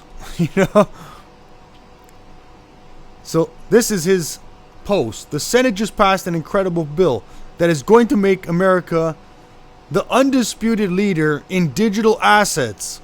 So we're talking about cryptocurrency now. Nobody will do it better. It is pure genius. Digital assets are the future, and our nation is going to own it. Maybe it's not just crypto, but AI, right? I don't know. He wants a lot of digital assets, so we are talking about massive investment. Okay, so that's where your money's going. See, he wants to overspend, I told you, with wars And then this type of shit too. We're going to overspend on this shit. Right? In digital assets, man. We're going to buy a zillion NFTs because it's worth it. We're going to do it. We're going to buy 16,000 new satellites for something that one satellite can do. We're just going to do it. Just to have backup. You know? Digital assets, man. And big innovation. The House will hopefully move lightning fast and pass a clean genius act. First he said it's passed. Then he's saying it needs to be passed still, right? Maybe there's another genius act. The big beautiful act and the genius act. I'm confused. This guy's pumping out acts like, you know, like he's fucking writing a book. Chapter 1, Act 5. Okay, what else does he say? Get it to my desk. Get it to my desk. ASAP. No delays. No add-ons. This is American brilliance at its best. And we are going to show the world how to win with digital assets like never before. I don't know about that one. I agree with, you know, let's be the biggest country with the biggest war weapons. Right? I agree. You know, you can sound tough like that. But when you say, you know, nobody's going to do it better. We're going to be the top dog in the world with digital assets. Sounds, you know, just kind of mellows out there. It's like, okay.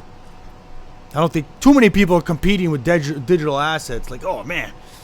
You know, I want to be number one. You want to be number one, you know, at the Olympics. You want to be number one with your biggest war, you know, with your biggest war toys. But I want to be number one with digital assets. I don't think too many people are competing with that. So to me, it sounds like, you know, it's just something else to waste a lot of money on, right? You can't just label it, I threw all the money into our trash can department. That's where it went. He's got to have labels for everything, right? Like, oh, we put money into the war. And then we got into another war and we put another $1 zillion into that one. And then we put all our money into the digital assets. Of course. How could I forget? And Doge, you know? We didn't even need a department called Doge, but we're going to create a department called Doge, and we're going to throw more money into that thing and funnel out the money, maybe, you know? Somebody's pocketing money. Or we're going to create this bigger department called ICE, and we have to fund it every day. You know? There's where your money goes again, right? It's like a fucking magician, right? Wham! There, bam! There goes your money. Money's gone in a heartbeat. So Americans will struggle, man, for a long time now. This guy just puts you in the hole, man, and you can't dig yourself out of this one. It's gonna take like 100 years to rebound, just to rebound, right? It's sad what's happening, man. This guy has no control, and nobody is telling this guy, you know, what's right from wrong. It's just, and even if they do, he's got the earplugs on, and I can't understand how the Senate would do that, right? From what I heard or read, the Senate is only like, it's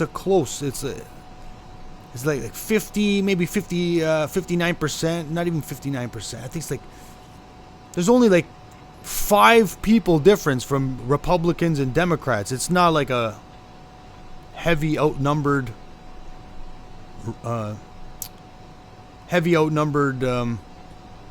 vote, right? But I expected some Democrats to absolutely, or some Republicans to really think this one through, because, you know, you're dealing with everybody here. Like, I'm sure somebody in the Republicans' family you know, your friend, or your cousin, your second cousin is going to feel the brunt of, you know, why am I paying all these taxes? You know, I'm paying so much money. And yet, you know, everything keeps going up. I reported the other day that gas has went up again. So Trump is just, you just heard him like last month talking about how much he dropped the price of gas. But if you go look around right now, the price of gas has definitely went up in USA. Here in Canada, it's actually going down. So, big difference there. Inflation, I'm not too sure about that in USA, but according to Trump, inflation is not moving, you know.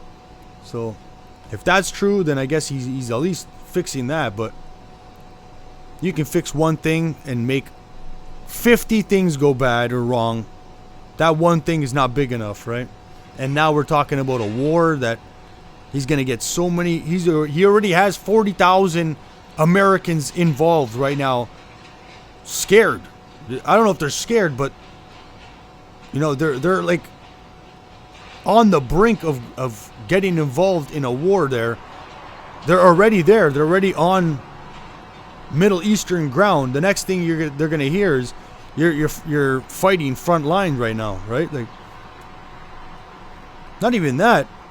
There hasn't been a World War III declared, but there are bombs dropping on their heads. So yeah, I'd be scared even if I was deployed in the Middle East right now. You could be in Iraq, and I would still think, you know, as soon as I hear an aircraft on top of me, you know, is Iraq getting bombed today? You know, you don't know. So if anybody can confirm if there are military bases in Iran, I'm sure there's military bases in Israel, and those ones, you know, U.S. military bases in Israel, I'm sure those ones are shitting their pants because they can hear these bombs, or they were probably close to a bomb at one point. I can't tell you how many bombs have been dropped, but I'm sure out of the 100 or 200 bombs or more that have been dropped by, oh yeah, sorry, there was 400 ballistic missiles from Iran. So, or only 20 connected with the ground. So even just say 20 of those ballistic missiles and maybe other drones that are hitting close by, I'm sure the American base over there has felt it and seen it, and they're on their toes, right? Like, they don't know what's next. So I'm sure he's in talks with military bases over there right now, getting intel like, oh my God, they hit you guys, you know, they missed you by like 10 feet, you know. Like, I can't see how Trump right now, he's on edge. He's miserable right now because his day went sour, you know. Then you got the military all the way over there. He's probably on the phone with them, and they're probably like, "Yeah, man, we almost got hit, man. Are you gonna unleash on them or something, right?" I'm sure they're not going, "Oh yeah, Trump, thanks for calling. Don't start this war." Like, I think if you almost got hit with a bomb and Trump's calling, you're probably like, "Yeah, let's start the war, man. Let's go after them." Right? Kind of like they threw the punch, then Trump calls, "Yo, what do you guys want to do? You want to fight or not fight?" "Yeah, let me fight the guy back. You know, That's kind of what I'm getting, right? There is no de-escalation talks that we hear of, right? Everything that happens by the second, by the minute, is always negative and provoking. So what do you think Trump's going to do soon, right? He's not hearing anything positive, and, you know, when he gets on the phone, I'm sure he's not talking low. He's probably yelling his head off. He's trying to stop this guy from yelling, stop that guy from yelling. It's probably a really nasty phone call that doesn't go civilized and proper the way a phone call should go. So not a lot gets done, and just hot heads on the phone.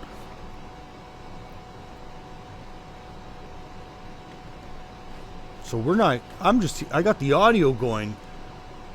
You guys have the video. There is absolutely nothing going on in Tehran or in Israel right now. try to find a better stream here. This one usually has a couple good shots here.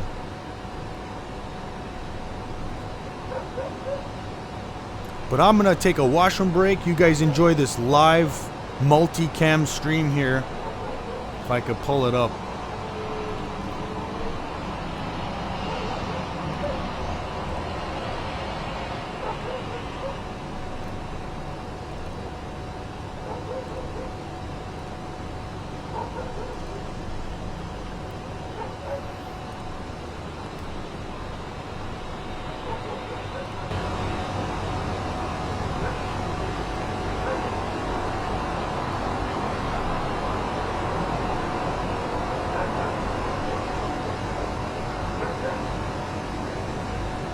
I will be right back.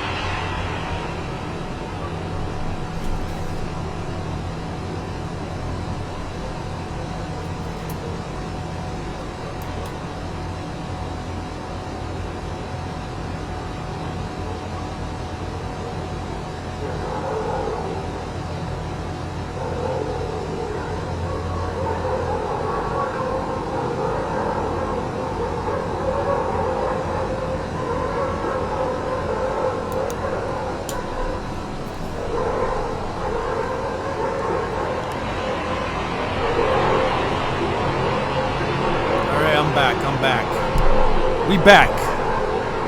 Thanks for sticking around. It's Steve Stack's channel. Independent music producer, singer, songwriter, author, and more. If you want, go check out my YouTube channel. It's filled with greatness. Got all the goods. Music, political stuff, live stream stuff, you name it, I got it. Now this feed here shows 555 red alerts today. Now red alerts are not the air raids, I believe.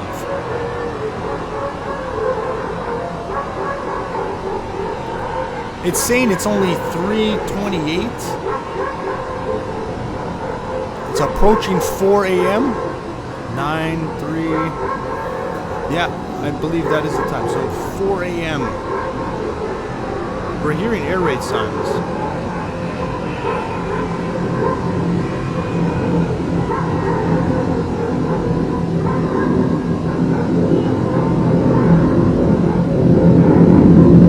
So this channel's got audio on all four.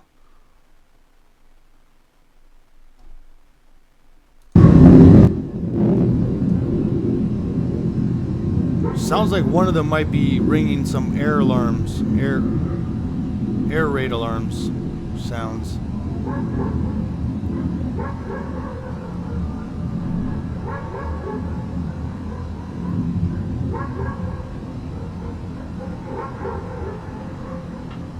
So what I was thinking about when I was on my washroom break is Trump is gonna have to make one of his toughest, if not the toughest, decision of his presidency for this conflict. I don't see how anything else has been. You know, there's something in the air there. Low, really low. You see in the bottom left corner there? In Haifa. It's like a little dot. Oh, it's getting a little bit bigger. You see that? Now either that's a plane, because I'm sure if that was like some type of missile.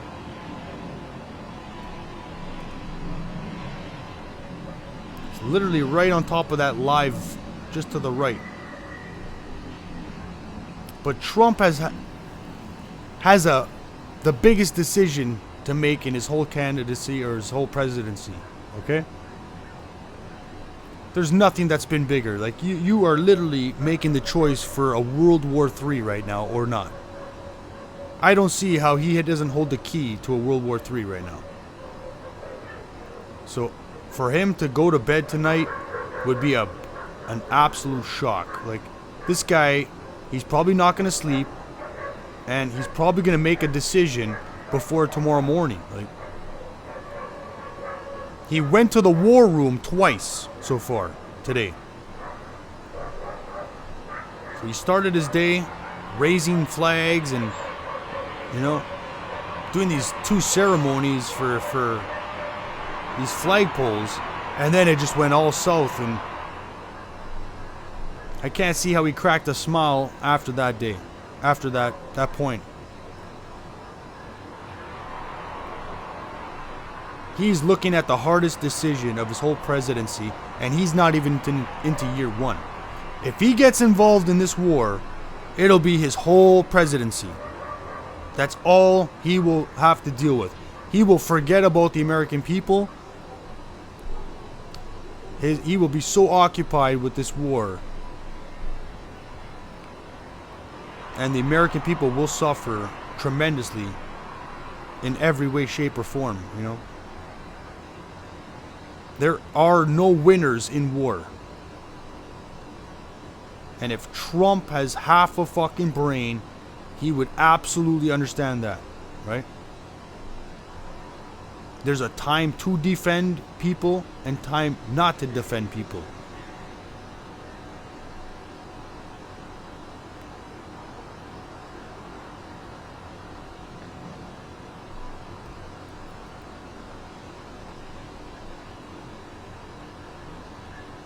These are the times we are living in.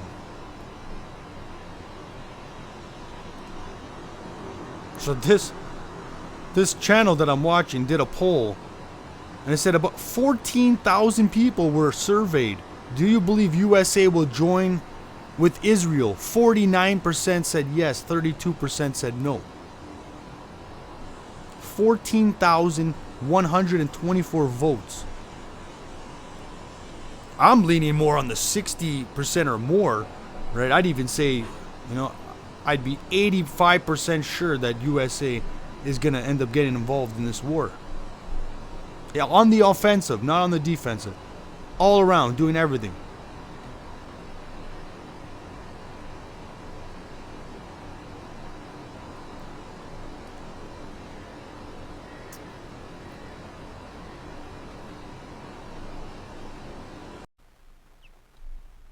So if we're not going to get any updates from Trump and no breaking videos out of Iran, then I guess it's we're going to shut down the stream. Again, these are the live. Hey, how about you? You want to play me one? These are the live streams, live cams here. Broad daylight now, And we are seeing no plumes of smoke.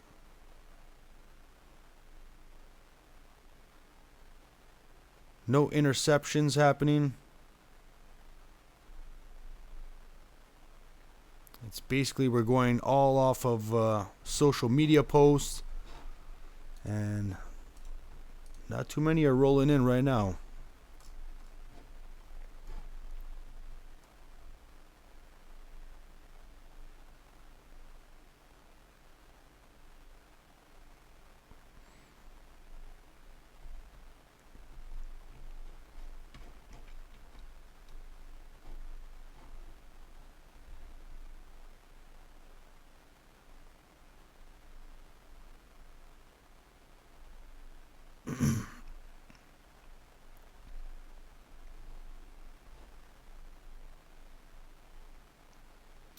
A good point. I don't know if you guys are seeing this. You guys are probably not seeing this, but there's somebody who posts something here that says, "Old men make decisions and young men die." Or you can rephrase that and say, "Old men make decisions and send young men to war." Right? That would be the case with Iranian supreme leader. That would be the case with Israel. That would be the case with every single world leader, right?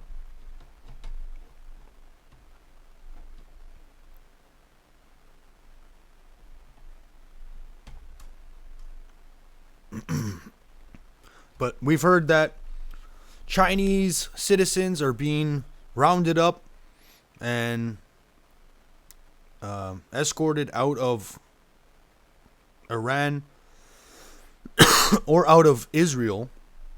We've heard that U.S. citizens, including the embassy members, have been taken out, or the embassy members are taken out via military aircraft, and all the citizens have to go the hard way.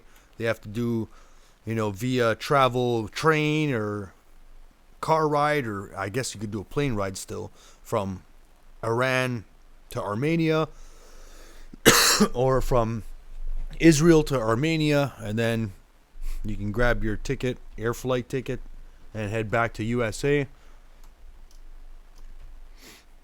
But apparently the U.S. Marines, and I guess it was just the U.S. Marines, are supposed to be able to pick them up via boat.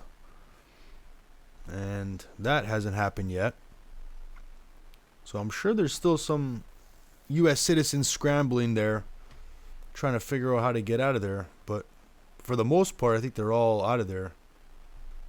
And then we heard that there's Russian workers in Iran, and Putin's trying to protect them and say, listen, don't bomb this place, pretty much, or else.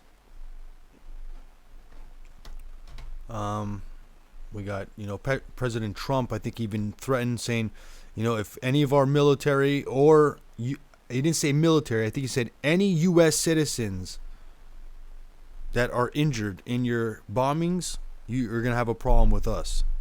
So that probably includes military bases that are scattered throughout the Middle East. They said 40,000 U.S. troops are scattered throughout the Middle East.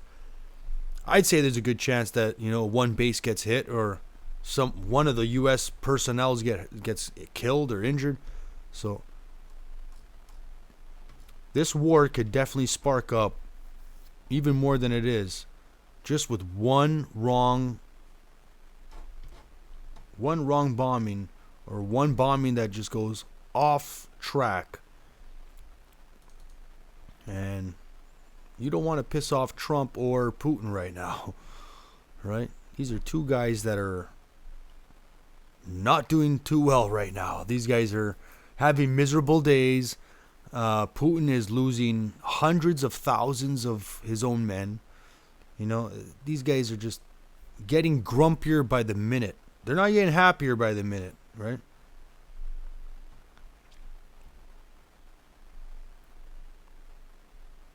Pissed them off one way, man, and you're poking the wrong bear, right?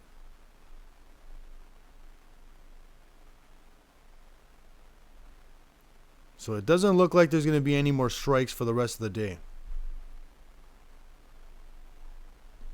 And we can't even find out in total how many were received, intercepted, that actually made landing. None of that. We're getting no updates on that. We're barely even getting updates on citizens or civilians killed and injured. We are not getting much reporting from that. So we're getting very limited information.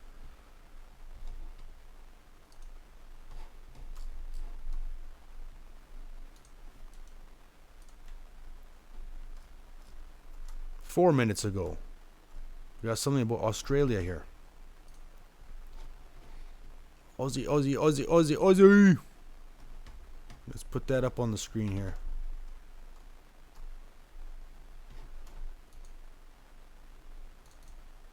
Why am I not able to put this one up here?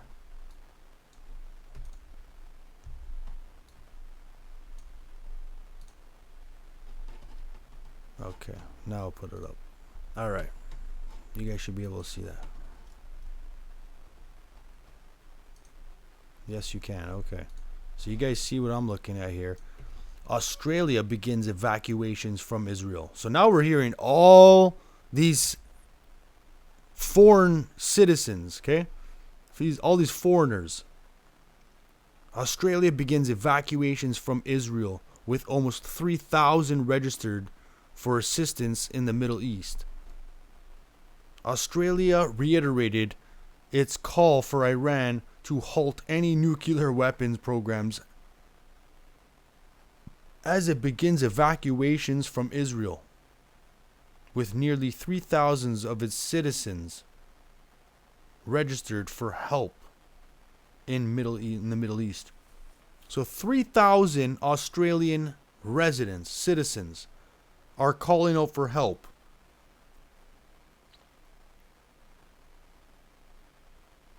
Foreign Minister Penny Wong told reporters Thursday in Canberra that Australia is focused on getting a small group out of Israel by land and hopes to move more in the next 24 hours amid an increasingly dangerous situation in the Middle East. These to me seem like all late responses. You guys could easily have seen that there was a risk to all your citizens days ago, and just now we're getting this. Like, maybe this is just the time that they're posting, but I'm sure Australia, the government, knew about this a little bit earlier than 6 minutes ago. You know, that they should get a move on this, right? Iran has a choice here, and it should make the choice to discontinue its program, any program, and to return to talks, Wong said.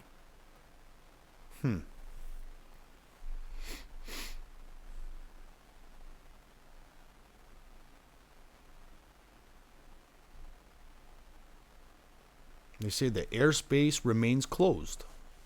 So I don't know if they're talking about every single flight,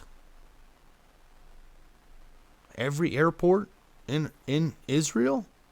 Come on.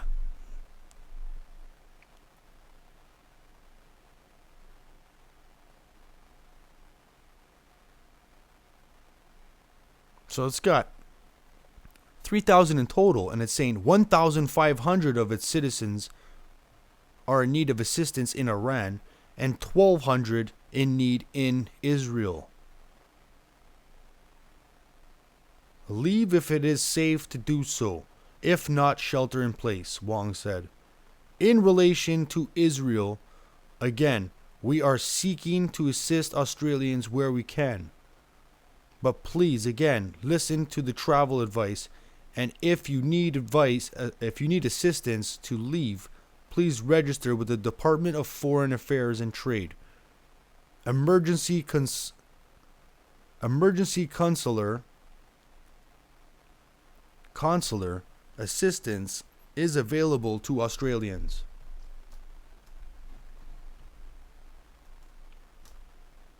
Everybody is in a state of panic right now, and rightfully so. As we speak right now, we're looking at this live shot. There are people born in USA that are in there. Born in Australia that are there. Born in different parts of the world that are there and do not know how to get out. Imagine being stuck in a war zone and not knowing how to get out. That is something else, man. Well, it's getting closer to 11 p.m. Eastern Time.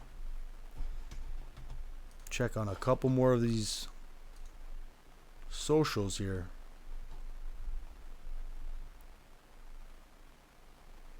I see Trump saying something right before 12 or, within the next 20 minutes. I'm going to sign off and it's going to be like some serious news, right?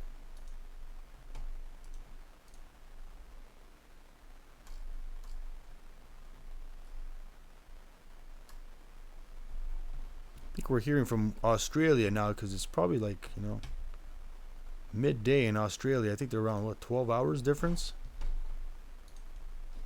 13? So it's like midday there, so everybody's up on the go there now.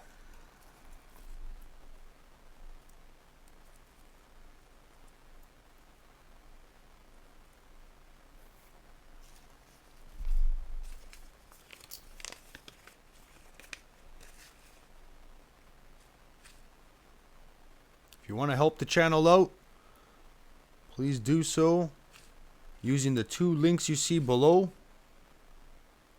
It goes to a good cause. I'm going to soup up the channel, get rid of all the ads and commercials, and some of it else will go back into the channel in different ways.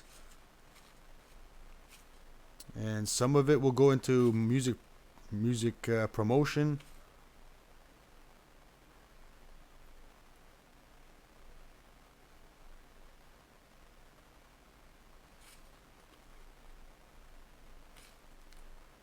The channel could really use a boost right now. Maybe you want your product or company advertised on my channel. We can work something like that out. Just talk to me on my email at stacksrap@gmail.com and we'll work out some type of advertising banner or screen, pop-up screen. Get your company some eyeballs.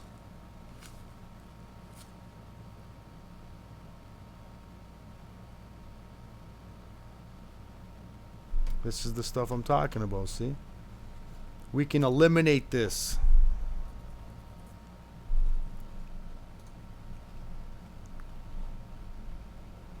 On whether the U.S. will join the Israeli... That's the one that we seen earlier, where he looks like a zombie. His eyes say it all. Just really tired from the day, from the week, whatever it is. Iran's supreme leader rejects President Trump's demands to surrender, warning of serious consequences if the U.S. attacks. Israel says it's destroyed Iran's internal security headquarters in Tehran, while more Iranian missiles are fired towards Israel. Some exclusive video on that one. We were live on the ground. Palestinians try to identify video on their the ground of that who were location. killed in an Israeli strike targeting people waiting to get food.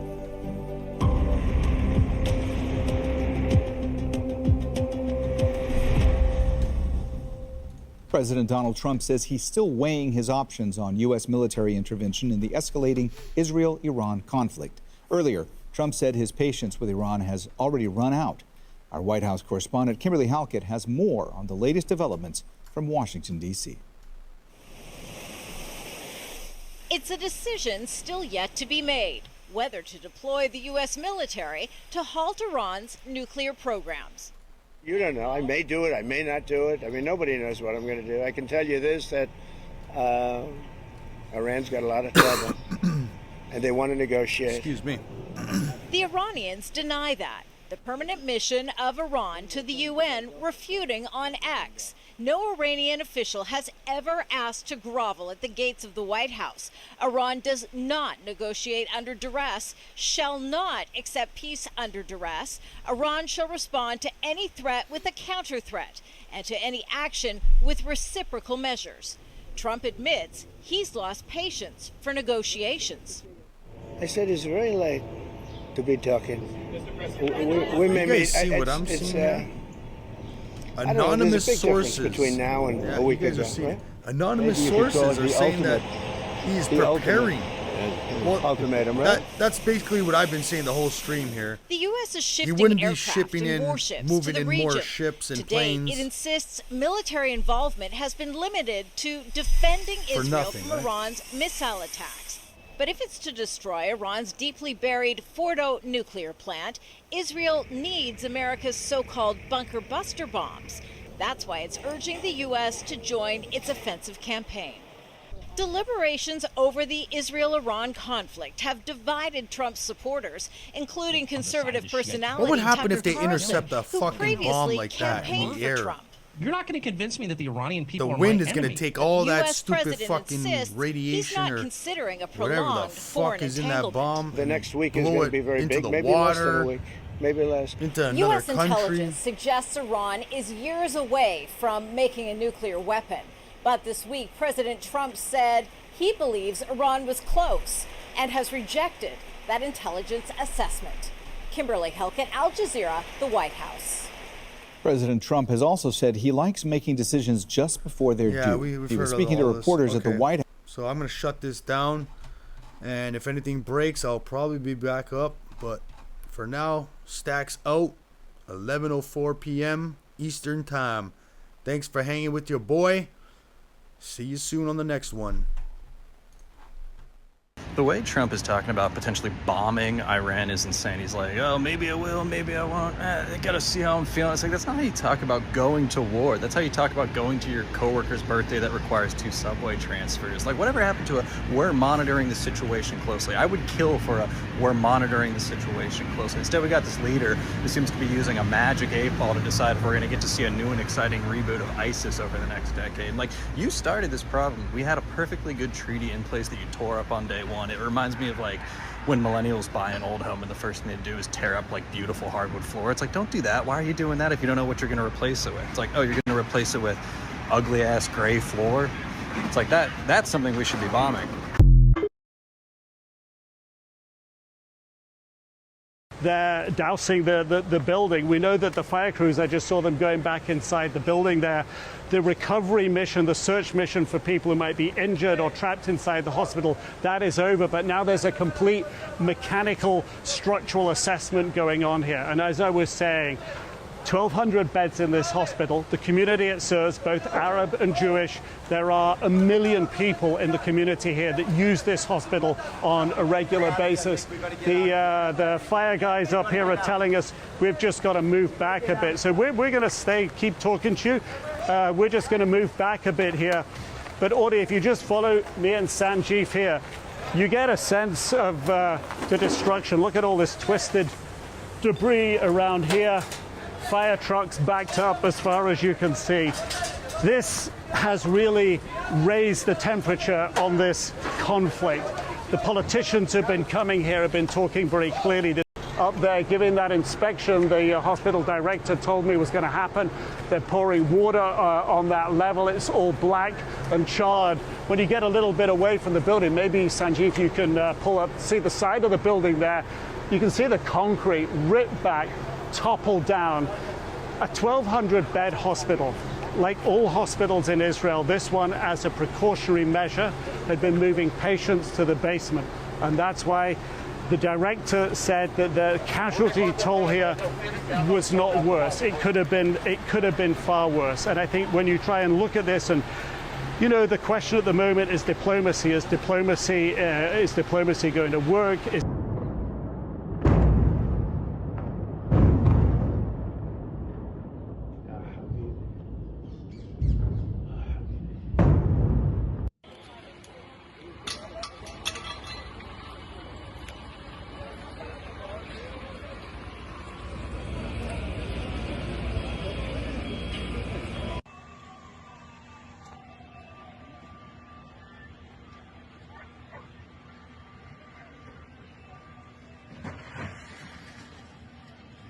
You can see it.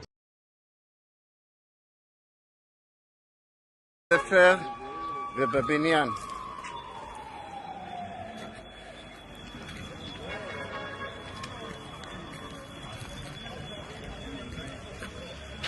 לא ידוע אם יש נפגעים.